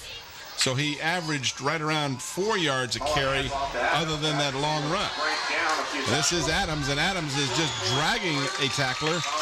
Finally brought down by Darren Mayo, but not until he got down to the 37-yard line. Well, Tim, he went right over the right side, right between the guard and tackle for the Bruins, and they did a great job of opening up just a seam in there that he could get through. And once he got through, then he's running against linebackers and defensive backs. Got a Bruin that's down after the play. That's Kenneth number Jones. 1. Yeah. Kenneth Jones coming back. Again, the Bruins going without a huddle, but Jones literally just fell down from the injury that he has suffered. Hopefully it's nothing serious, but they have called a timeout. It is 4th down and almost 5, a long 4 for the Bruins. There you see Jones being attended to. Not sure exactly because he was up and moving, and then all of a sudden just went down. And now you see him, and we're happy to say getting up a little gingerly, but doesn't look too bad. He might have had his bell rung. You never know. So he will. What time class started, I guess. I'm telling you, someone answer the phone. So the Bruins now, 4th and almost 5. They're going for it. Appear to be going for it at least.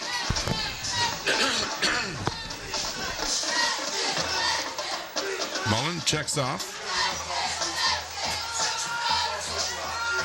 I formation.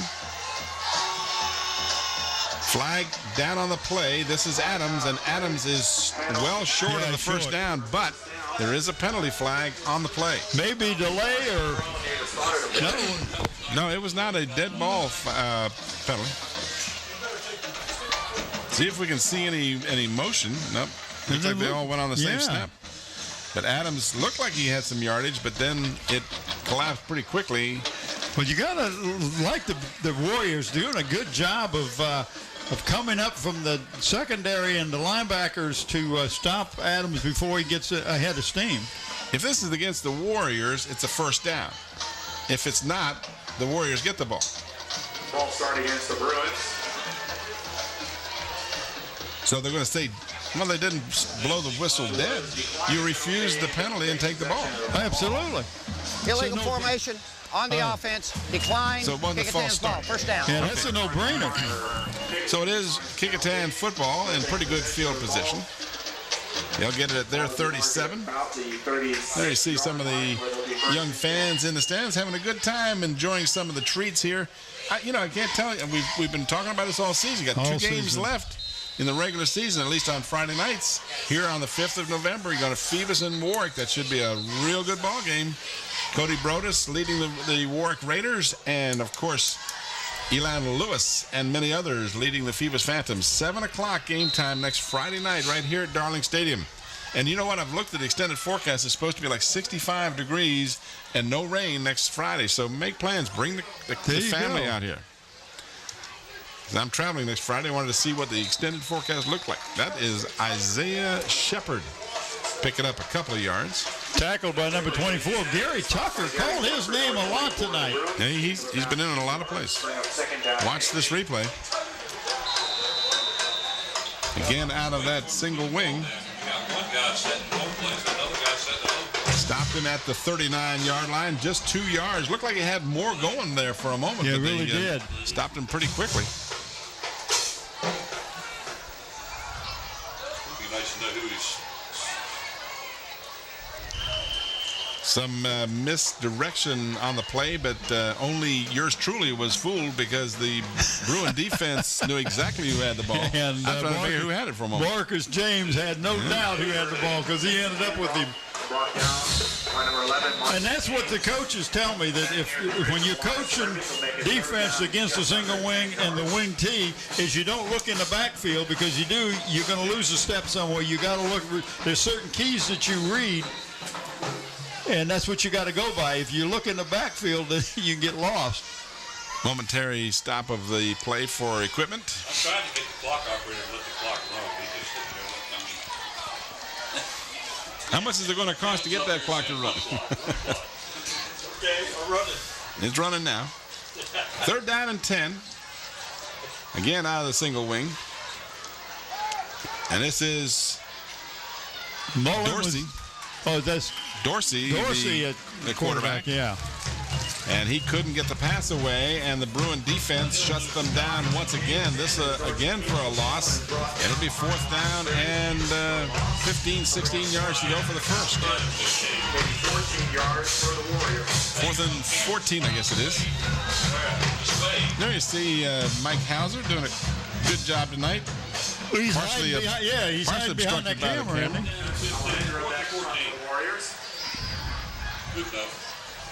Alejandro. I mean, the scoreboard says 4-15. No rush coming from the Bruins.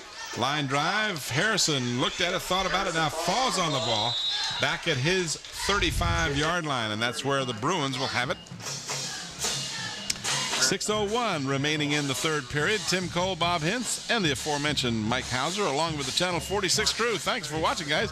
29th of October is when this game was videotaped. We have 2 regular season games remaining.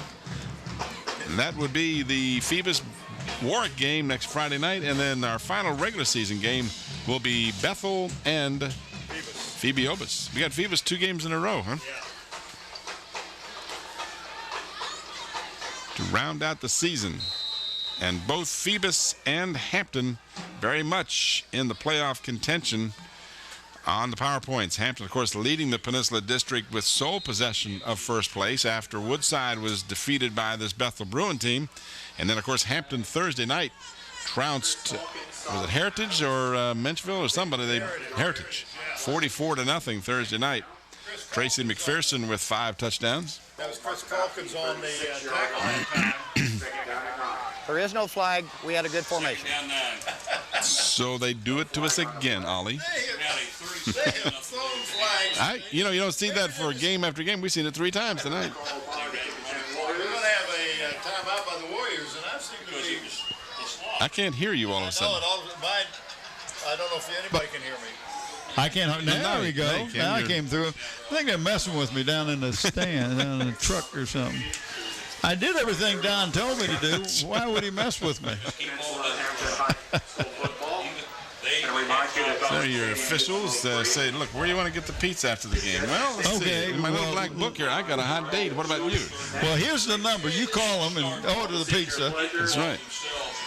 Or we could go to Zooms. Oh, that's what they need to do. Sure. They don't need to call. Just go there. Zooms will have a pizza for them. That's right. He says, in a heartbeat. What'd you say to me? I'm doing a little voiceover. The big guy says, I said I want pepperoni on my pizza. The little guy says, well, what did you say? I'm the referee. I'm the one with the white hat. Hey, Bob. Yeah. Did you play golf today? Oh, play golf today. What? We didn't bring it in until the second half. All right. Who had the second half almost all the way through the third quarter on that one? I had a good game today. Every day is a good game, yeah, right? Finally, on the last hole, they run about a 40-footer in for birdie. Oh, that's nice. I did that once in my dreams. Mullen got some running room, tripped up before he broke that one for that's big Mike yards. Gaddis, isn't it? Number 44, it looks like, yeah. Yep, that's who it was who might have saved the touchdown. Here's your replay. Mullen did a nice job of faking out the defender. We won't mention who that was. No, but he ran through one tackle. That is a fresh set of downs at the Kecoughtan 48-yard line. 5:35 remaining in the third period. Just a 6-point game. The Bruins on top. 13-7. Ball tipped. Goes incomplete. Looks like that was headed for Brandon Hagood. Yeah. Tim, both of these quarterbacks, Matt Hill and Darius Mullen, are both just juniors. They'll both be back next year for the Bruins. But that was hitting. Just off his fingers. Those passes you got to catch. So 2nd down and 10 for the Bruins. Again, the plays being signaled in from the sideline. Darius Mullen has the play. Now he'll shift to the shotgun. Adams will get the pitch. The Darius Adams is really, nice job. I'm telling you, that's Galar. He has just been outstanding. I can see how Tommy Austin was glad to have him back in the lineup. He has been just terrific on defense tonight. Had a couple of halfback option passes that he narrowly missed connecting on, but again, he's been just outstanding on defense. He really has. 3rd down and 11. You know, we're talking about Adams. They've just really done a good job of containing him, except for that one play. Now you might understand a little more why Tracy Parker is going to the pass. Yeah. Out of the gun. 3rd down and 11. Uh-oh, we got a jump. No flag. No flag.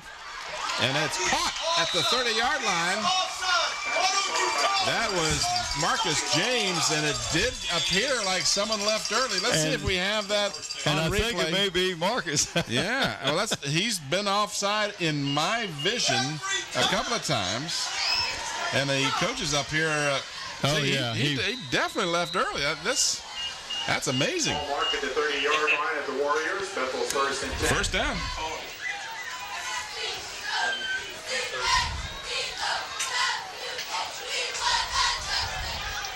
Yeah. Again, Mullen on a straight run, and he is stuffed. Oh, he is stuffed. It looked like number 31 for the Bruins. That's Chad Hooker. I mean the Warriors. I'm sorry, Warriors. And Corey Thomas also was there. Yeah. So he did get back to the line of scrimmage, so no sack on the play.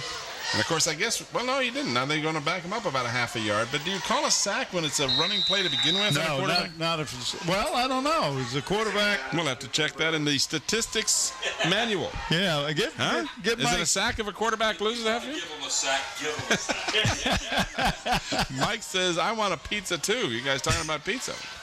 This is Adams, and Adams dragged by Corey Thomas. He wants a box and one donuts now, right? Yeah, the heck with the pizza. Ball marked at the 25-yard line, so it's 3rd down and 5. Here's your replay. Big number 73 for the Bruins. You see him pull? Yeah, you better see him. That's Jamal Williams, 6'1", 280. 280. He can have the whole pizza. I will not fight him for the pizza. 3rd and 5. Mullen has time to look. He's got James, and it's picked off. Picked off by McBride at the goal line. Did he get dragged into the end zone? I think that's a touchback. That would be the right call. They got to give it to him on the 20. So the interception, first of the night, Keith McBride. 2:58 to go in the third. Watch this. Again, you throw into coverage, sooner or later it's going to burn you. Did a great job. So the ball and the momentum of the interception carried him into the end zone, and for that reason, they allow him the touchback. So the Warriors will start from their 20. Well, they have not had good field position in the second half. Direct snap to George. He gives to Mathis, and Mathis picks up a couple of yards. Well, I tell you, number 66 for the Bruins come flying up there. Justin Boland. 5'10", 185 sophomore. He's going to feel it. You'll see it. And watch him run, come out here. Boom. Second down and 8. Under 2.5 minutes left in the third quarter.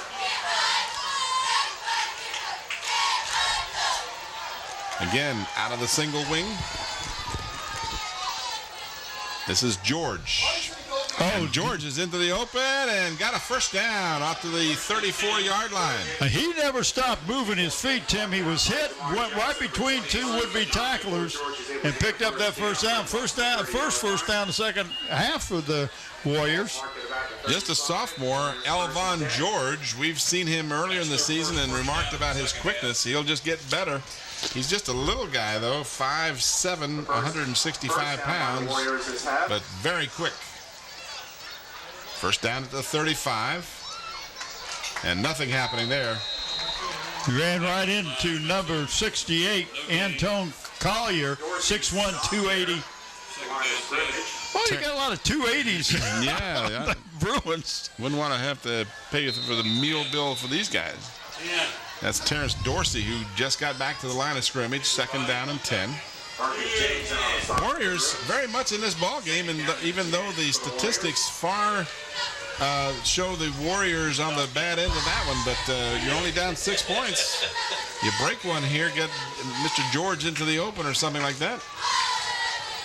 And stumbling to the line of scrimmage, maybe a half a yard, is Dorsey. So the Warriors not moving the ball well, third down and still 10. They give him about a half a yard on that play. Tried to make a cut, and his foot went out from under him. But that field is in great shape, Tim. I don't know if you've been up to Todd. No. They said it's like playing on hard pan. Is that right? Yeah. So Warriors have taken a timeout with 54 seconds remaining. Is that their second? That would be their first. Okay. Don't forget, next week, Tim will be gone. Yay! Wait a minute, Mike Hauser said, yay! Warwick against the Phoebus Phantoms, and then on the 12th, Tim will be back. Yay! And we will have Phoebus against these Bethel Bruins. A couple of good games coming up for you, and make your plans to come out here to Darling Stadium, see the game in person, and then watch it on Channel 46 if you like. And see if you can see yourself in the stands. And we do a lot of panning of the stands. You wave to your mom and say, "Hi, Mom." Third down and 10 for the Kecoughtan Warriors, trailing by 6. Back in the conventional quarterback under the center.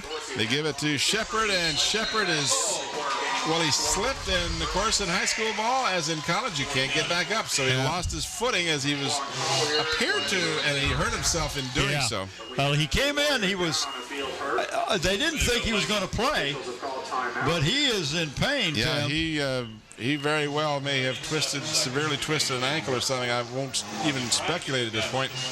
But he went down somewhat awkwardly as he was trying to cut. And there are some soft spots on the field. I mean, you get to this point in the season, and with the rain we've had, you're not going to have a perfect field. Looked like he twisted his left ankle, Tim. Yep. He really just slipped out. He's not even putting any weight on it. Might have had someone land on it as well. So that's a shame for the Warriors, because we've seen him do a lot of good things so far this season running the ball, and he is not putting any weight on that ankle right now. So sorry to see that happen. Warriors will be looking at 4th and 14 and a punting situation. Alejandro will be on to kick. Harrison and Lane will be back deep for the Bethel Bruins. Harrison Lane back to receive for the Bruins. Curry was back there, I'd say, probably. So the clock is restarted with 34 seconds remaining in the third period. No scoring here in the second half so far. Alejandro, plenty of time, kicks it again away from the receivers, and that's how Tracy Parker's been trying to foil that attempt by putting two guys back there, and he still keeps it away from the return, so that's real smart. And what he also has, Tim, is a lot of time to make sure he's lined up where he wants to kick the ball. There has been no pressure at all on the punter, Alejandro. So the ball is marked at the Bruin 44-yard line with time for at least one more play, 19 seconds remaining. And there you see Shepard being attended to on the far sideline. And you're absolutely right, Bob. That left foot is being looked at as they're taking off the shoe. And our best thoughts go to Shepard. Hopefully that's just a sprain that he can come back from. This is Adams, and Adams bounces outside as the hole was filled, and he just gets a couple of yards. They've just done a magnificent job of shutting down Ladarius Adams for all intents and purposes. And again, number 4, Matt Goulart, is just making a stop. Here's your replay as the clock will run out here in the third period. Well, Goulart's just a junior, so they'll have him next year, but and he has really impressed me this evening. Pretty serious knee surgery. Is that what Tommy Austin was saying? Yeah, after the first scrimmage game.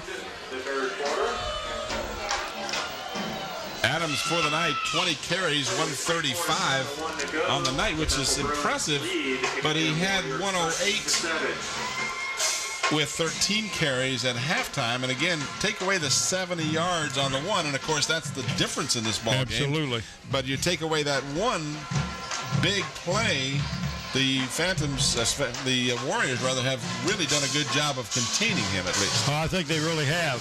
Want to recognize our sponsors. The second half of tonight's contest is brought to you in part by Park Lawn Wood Funeral Home. They're located at Hampton Woods Parkway and North Armstead Avenue. For more information, give them a call at 827-4670, where Nancy Staten is the manager. And, of course, Zoom's where you get that Beantown coffee, fried chicken, pizza, potato wedges. Oh, we got Krispy Kreme donuts there, ham and cheese, subs, Coca-Cola, and Cito gasoline. Yeah, I know. I could see you drooling. I know. Dribbling. If Mike would have been brought up the extra hot dogs that he bought, he could have shared with you. You could have shared? He could have shared with you. He could have. That's right. But did he? Of course not. Of course not. And there you go again. Adams stuffed for a big loss, and this time it's 44 Gaddis on the stop. If it isn't for Goulart, it's 44 Gaddis. Pitch, and I mean, he just had him and just wouldn't let go of the jersey, and then got help. So give credit to the Warriors.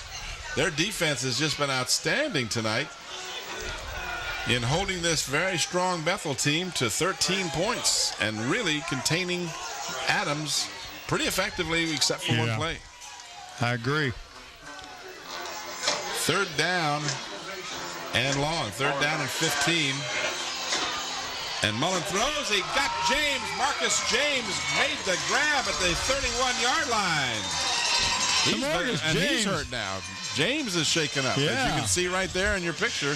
Well, let's see if we can see what it looks like. He may have a cramp, and that's exactly what it looks like. He got a cramp in his hamstring. Had some contact too. He's went down pretty hard on the knees, and but they're two receivers in the same area. Yeah, it's happened a couple of times tonight. And that's what they're trying to do, is stretch him out. Yeah, that's a hamstring knotted up on him, it looks like. But a nice play. How many yards on that, Mike? 30 yards?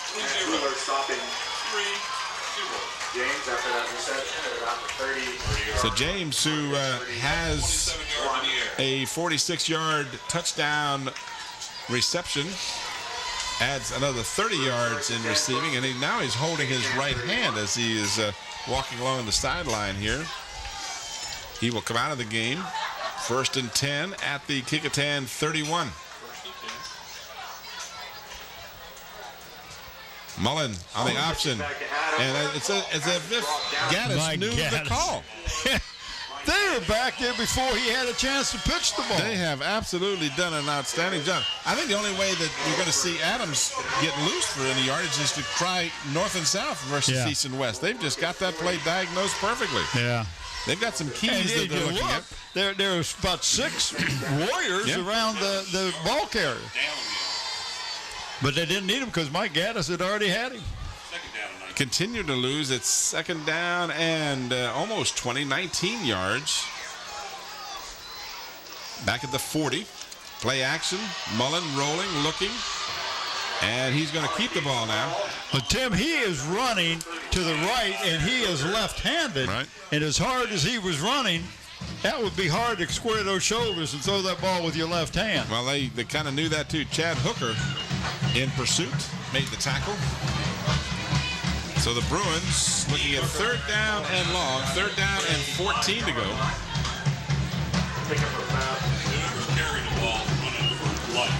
The out-of-bounds play stopped the clock with 10:06 remaining in regulation. Might add that with a 6-point difference here. Bruins trying to add to that score to make that lead a little more comfortable. Mullen pulls it down, running with the ball. And he is taken down at about the 27-yard line. He needs to get to the 21, so it'll be fourth down and about 6. Well, they'll probably go with it. I don't think they have anybody who can kick a field goal from that far out. But that was a good pump fake. He faked like he was going to throw the ball and then tucked it and went.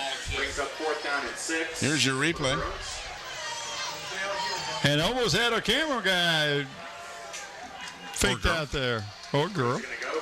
So they're going to go for it. Camera person, fourth down. Big play for both teams in the end zone. Got a man wide open. Touchdown. Kenneth Jones for the score from 31 yards. Check that, 28 yards out.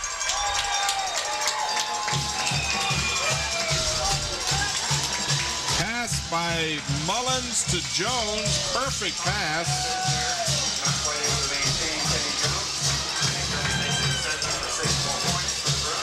Right on the money. It was that. So the Bruins with a little breathing room here with 9:20 They're going to go the for fourth. 2, Tim. Well, having missed the extra point earlier, they'll try for 2. Mullen looks over to the sideline to get the call. Now he'll shift into the gun. Looking in the end zone for Jones. He was well covered. And now Mullen will try and run it, and he gets it in. Great job by Darius Mullen.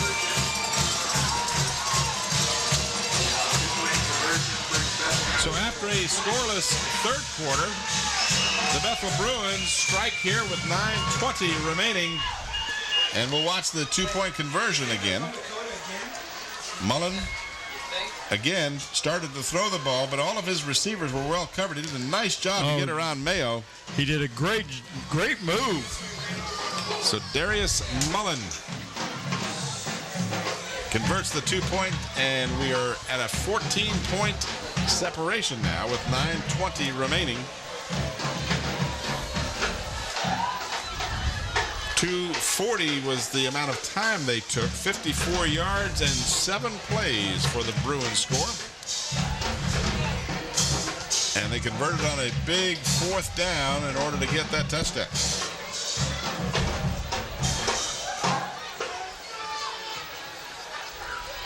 So even though Ladarius Adams has been slowed this evening and still having a real fine night, well over 100 yards rushing, Bruins have gone to the pass twice now for touchdowns.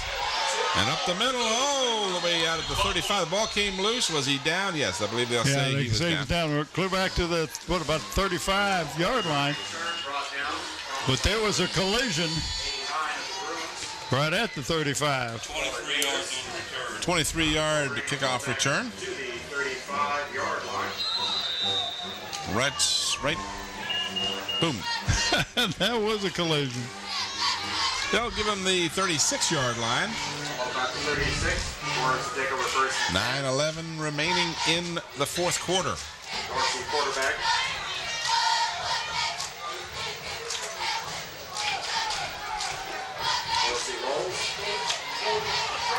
Dorsey looked like he was going to throw it, then tucks it down and still running, and he picks up 9 yards. Yeah, what a nice. He had the Bruins jumping up to block a pass, and he decided to tuck it in and run it, and almost picked up the first down.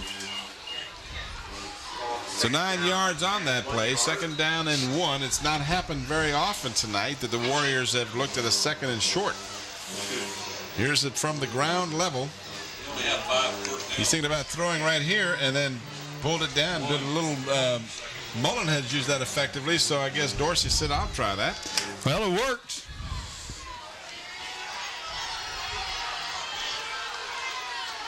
And Elvon George. No, take that.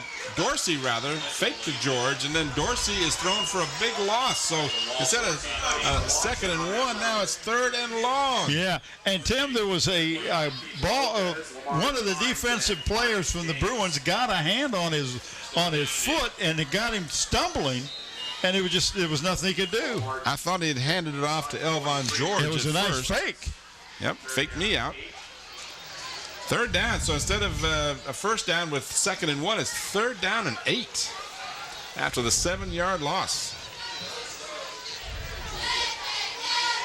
Warriors desperately need to get a score. Time running down here now, 7:37 to go. This is George, and he will not get the corner. In fact, he may lose a yard. Or more than one. And in on that stop was big, number 68, Antoine Collier. Again, 6'1", 280. 280 is the operative weight, I guess, for this team. I tell you. Showed good quickness. So Alejandro will be back to punt again, and the same tandem deep will be Lane and Harrison. Low snap, but boy, it came right to him. How lucky can you get? Lane feels it at the 35, juggled it for a moment, bouncing around and got nothing. In fact, it might have even lost a yard. Good special teams coverage by the Warriors, and in particular, Nick Silvas, number 12. Senior backup quarterback and linebacker. So the Bruins will have the ball, and they will look to burn some clock now, leading by 14, 6:48 remaining in the 4th quarter. And you see the brain trust there, the Bruin coaching staff discussing things and putting their collective heads together to come up with strategy here for the last 6:48. Mullen leads them out on the field. He's got Adams in the backfield at the lone setback. And he'll give it to him on the delayed handoff. And Adams will pick up some pretty good yards. And I kind of like that better than trying to go wide, because the Warriors have really shut down that wide sweep. Number 31 for the Warriors making the tackle that time, Chad Hooker. He's been in a lot of stops tonight. Him and I tell you, I'm impressed with him and Mayo and Goulart and Gaddis. Oh, those guys have just been all over the place. Those are the 4 names that come to my mind when I think about the defense tonight. I'm sure there's plenty of others. Don't be offended, but those guys have just been on so many tackles tonight. Quick pass completed, 1st down. That's number 26 for the Bruins. That is number 26, Alexander Smith, and he has a 1st down out close to midfield. That was just a nice little hook pattern. He just went down and hooked. Nice, and I just, about a 3-step drop, made the catch. Good pass, throw combination. Mark it right at midfield. 1st down for the Bruins. Mullen shifts to the shotgun. Clock moving. We're under 6 minutes to go now. Mullen keeps it himself. Used Ladarius Adams as a blocker that time. So, Bob, we're going to have to be talking and thinking about our players of the game. Yeah. We got 2 for the Bruins and 1 for the Kecoughtan. Well, I know this one. For the Bruins. Yeah, that's a pretty good one. And, this young man did well. There's a lot of different choices. Over here, I don't know. I'm leaning this way. Okay, I can go with that. And some. We just mentioned the big time candidates for the players of the game for the Warriors. You got another first down for the Bruins as this game is getting away from Kecoughtan. And that's not that's not locked. You know, this guy's done well. Yeah, no problems with that. Passing tonight, the Bruins 7 of 13, 167 yards for the tandem of Hill and Mullen, most of it coming from Mullen. Well, you know, and I don't know. Oh, he just kind of tripped I thought up he had some good speed and momentum going there, and he just lost his footing. Yeah. You look at what the Bruins are doing. I bet if you go back and look at all their games, I bet they don't have this much yard passing in any game they've had this year. And you got to say, Kecoughtan made them pass the ball because they couldn't run it. Oh, yeah, I take that back. He tripped over a Warrior. And that was Mike Gaddis, number 44. Just kind of tripped over him. It didn't really look like he didn't trip him. He tripped over him, if that makes any sense. Again, Mullen on the keeper. The ball is loose. The ball flipped up in the air, and let's see who's got it. This would be a huge break for the Warriors if they picked up this loose ball, but a big pile-up for the ball. Still no signal, and now they say the Bruins keep it. So a near error, if we can see what happened. You're going to see the ball get popped up in the air. Mullen is going to see the ball literally right there in midair. I don't know if Mullen ended up with it or number 50 Keith or Timothy Burton. One of those two, they were the last two to get up. TJ, I heard him when he introduced himself. TJ Burton. Well, TJ, you may have come up with a fumble recovery. Yeah. So they keep the ball, a possible big break for the Warriors, but not to be. Third down and about 2 for Bethel. Mullen looks to throw, now gets a lot of pressure. Rolling, looking, left-hander throws, got a man open, throws behind the intended receiver. That was number 41 out on the pattern. Derek Johnson. Yeah, one of the rare times tonight he's been thrown at. That stops the clock with 3:14 remaining. Just one timeout remaining for the Warriors. Watch this replay. Good job of scrambling by Mullen. Looked like he was sacked for sure. And then just kind of threw behind the intended receiver. So it's 4th down and 2 now. Huge play for both teams. And this is Adams. Ladarius Adams has the ball and a first down all the way down inside the 15-yard line. That's a backbreaker if you're a Warrior. And Tim, it was just a great job of faking after Mullen handed the ball. He continued to run like he had it.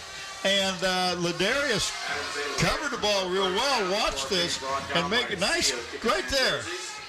And just went right through a seam, and you can't give him a seam. Now, Kecoughtan, that is the third one. So you heard referee Stollard tell you that will be the third and final timeout for the Warriors. So we're going to tell you who our choices are. And I'll tell you, this was not an easy decision because both teams had outstanding efforts tonight. You got Marcus James, who did a terrific job, touchdown earlier. Darius Mullen ran the ball and passed extremely well for them. And on. You got Darius Adams. You've got Gary Tucker, Lopez, on and on. But we had chosen our 2 players of the game for Bethel.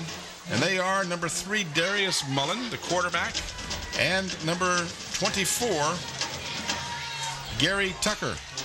And again, lots of choices to be made there. And then the Warriors, we're only giving them one tonight. This was some real tough choices here. You got Cooper, Gaddis, Galar, Mayo, Mathis, on and on. We chose Matt Galar as our player of the game from the Kecoughtan Warriors. So congratulations to these young men and all of you. Great efforts tonight on both sides of the ball by a lot more than just those 3 guys. This is Adams, and on 1st and 10 from the 15, he is stopped short of a yard pickup. I was going to say he got back to maybe the 15 because it looks like the ball is at about the 14. Adams, by the way, on the night, 25 carries, 146 yards, a stellar effort on his part tonight. Well, I told Tracy Parker at the beginning of the game that I said, Tracy, we're going to try to pick an offensive and defensive player for the Bruins tonight. So, you know, another Adams would be an offensive Oh, absolutely.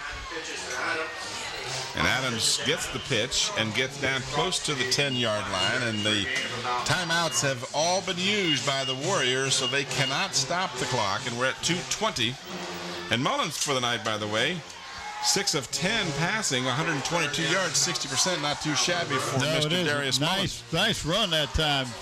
Tackled by number 71 for the Warriors, Jonathan Ash. Got an official's timeout here for equipment. Equipment problem there with Adams. Not announced Chick-fil-A's are $2 for it. Down that end. How much? $2. Was that trick-or-treater? That's right. No, there was a special on chicken sandwiches. Bob, will you wrap up? I'm headed down to the concession stand. They got a special.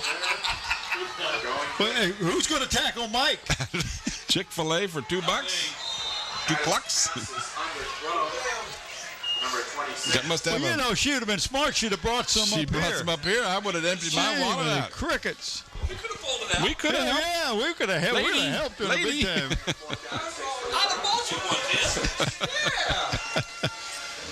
Tim. Is it too late to catch her? I could have ate a chicken sandwich. Yes, sir. And that's a Chick-fil-A sandwich, I think, isn't it? I think we just gave them 3 plugs, and they're not even one of our sponsors. Well, maybe they should be. That's right, they should.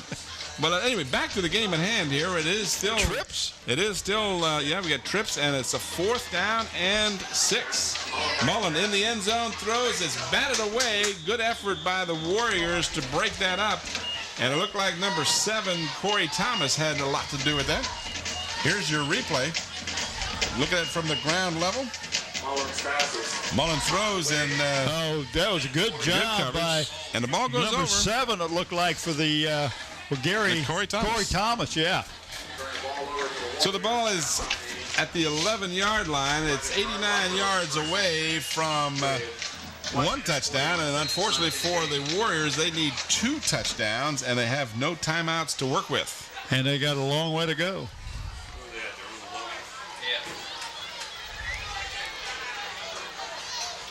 Oh, Terrence Dorsey is sacked. Is back that to the Marcus James? 3-yard line. That number 11? Yeah, it was one of the players in there. So the Bruins, barring a miraculous comeback, keep their postseason hopes alive, at least mathematically. Warriors on the delayed handoff. This is Asa Cooper, and he is still on his feet all the way out to the 13-yard line. He wasn't about to quit running, that was a nice effort. Good effort. Unfortunately for Kecoughtan, they're running out of time and running out of plays as we're down to 50 seconds and moving as you watch the replay here. Well, congratulations to the players of the game. Darius Mullins, Gary Tucker for the Bruins, and Matt Goulart for the Warriors.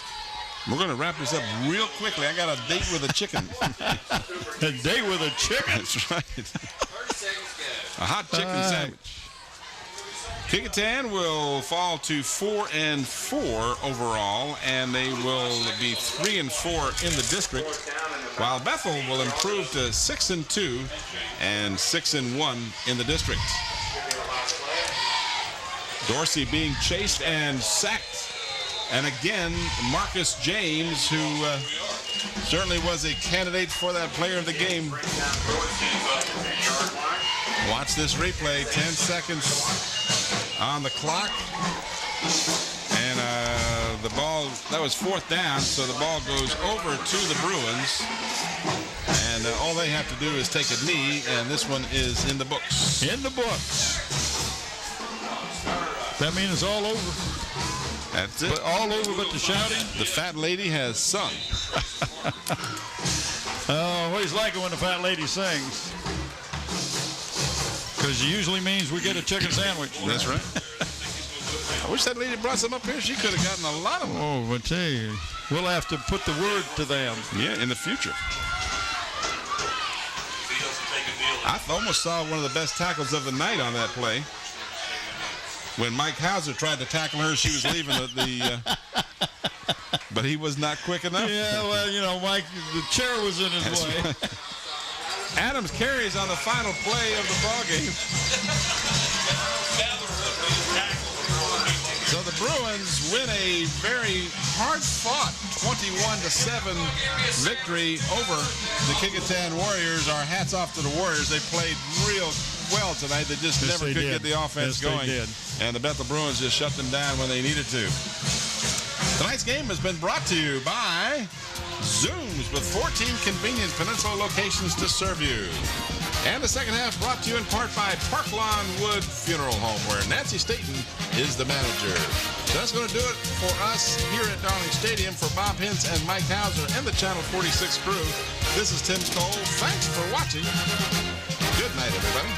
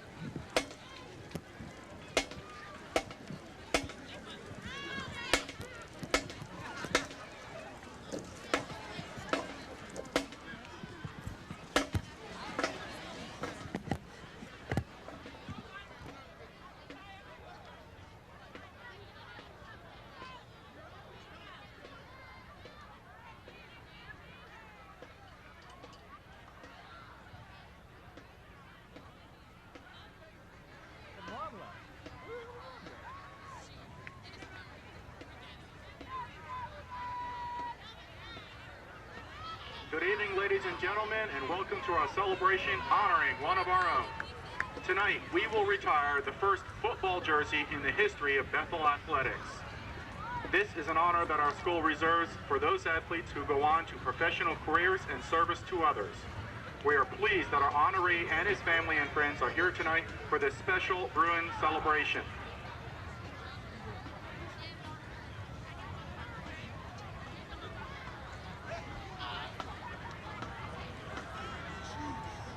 Our honoree tonight is a graduate of Bethel High School class of 1980 and is also the graduate of The Ohio State University with a degree in education. At this time, we are pleased to present Mr. Sean Gale, who is accompanied by his mother, Mrs. Dolores Gale, his brother, Mr. Jimmy Gale, Bethel High School class of 79, and his nephew, Jaden Gale, who attends Davis Middle School.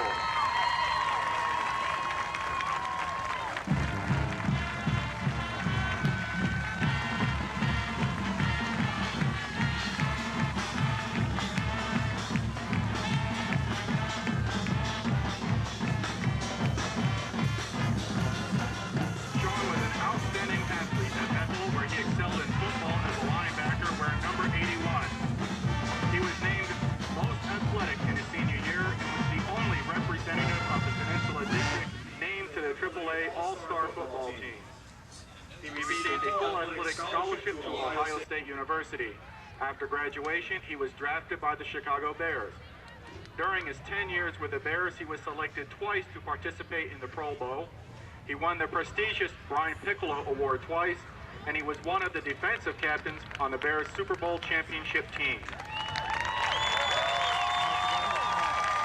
Sean completed his professional career with the San Diego Chargers, where he played for 2 additional seasons. He retired from football to a career as a businessman, children's book author, and motivational speaker. Sean has traveled extensively throughout the world, both for business and pleasure, and now makes his home in Chicago, Illinois. We would now like to introduce some guests who were on the faculty at Bethel way back when Sean was in school. Our first guest representing the 80s administration is former assistant principal, Mr. Amos G. West. Also joining us tonight is our 1980 football coaching staff. We are pleased to introduce former head coach Dennis Kozlowski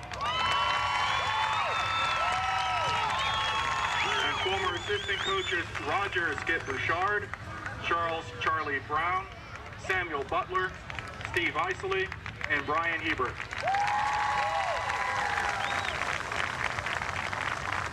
This Bruin family celebration would not be complete without teammates.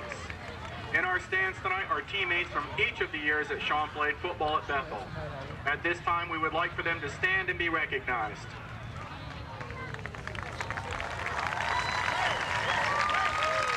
Also in the stands, we have Bethel alumni from the 70s and 80s who have come to honor Sean tonight. At this time, we would like to ask them to stand and also be recognized.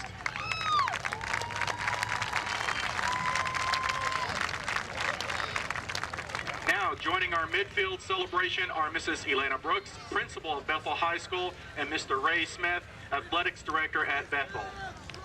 Not only are we recognizing Sean tonight for his success as an athlete, but also for his continued success after his professional career ended. Sean has given much to this community and also to Bethel High School. Sean was the first athlete to sponsor college scholarships for Bethel students. He was also one of the inaugural sponsors of our golf tournament and has continued to be a sponsor each year. The proceeds of this tournament provide scholarships for Bethel students. During the 70s and 80s, Bethel was known for its hard-hitting linebackers. The number 81 jersey was passed down year after year to the linebacker, whose statistics and on and off the field efforts earned him the honor of wearing it.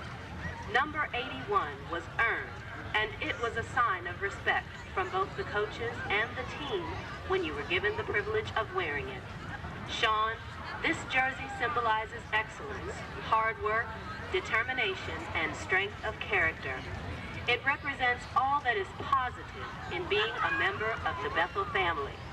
So it is with much honor and pride that the Bethel faculty and staff present to you your high school jersey, which will be hung on the wall in the Bethel High School Gymnasium.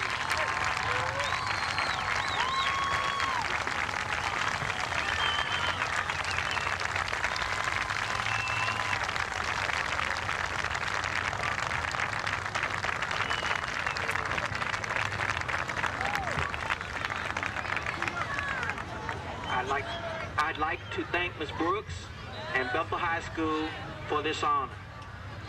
Everything I've accomplished is just a reflection of the undying support I've received from the Bruin family. At this time, I would like to make a presentation to the faculty, staff, and students of Bethel High School. Please accept this Chicago Bears jersey for your collection. I am as proud of my years at Bethel as I am of my college and professional career. My high school years were the fun years, and I will always remember them fondly. Thank you.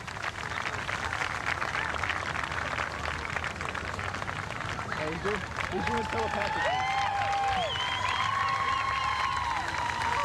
We would like to thank our Bethel family for joining us tonight on this special occasion. We would like to thank Sean for taking time out of his busy schedule with Fox Sports to be here. We would like to thank our cheerleaders for their participation and our band for learning the Ohio State University fight song.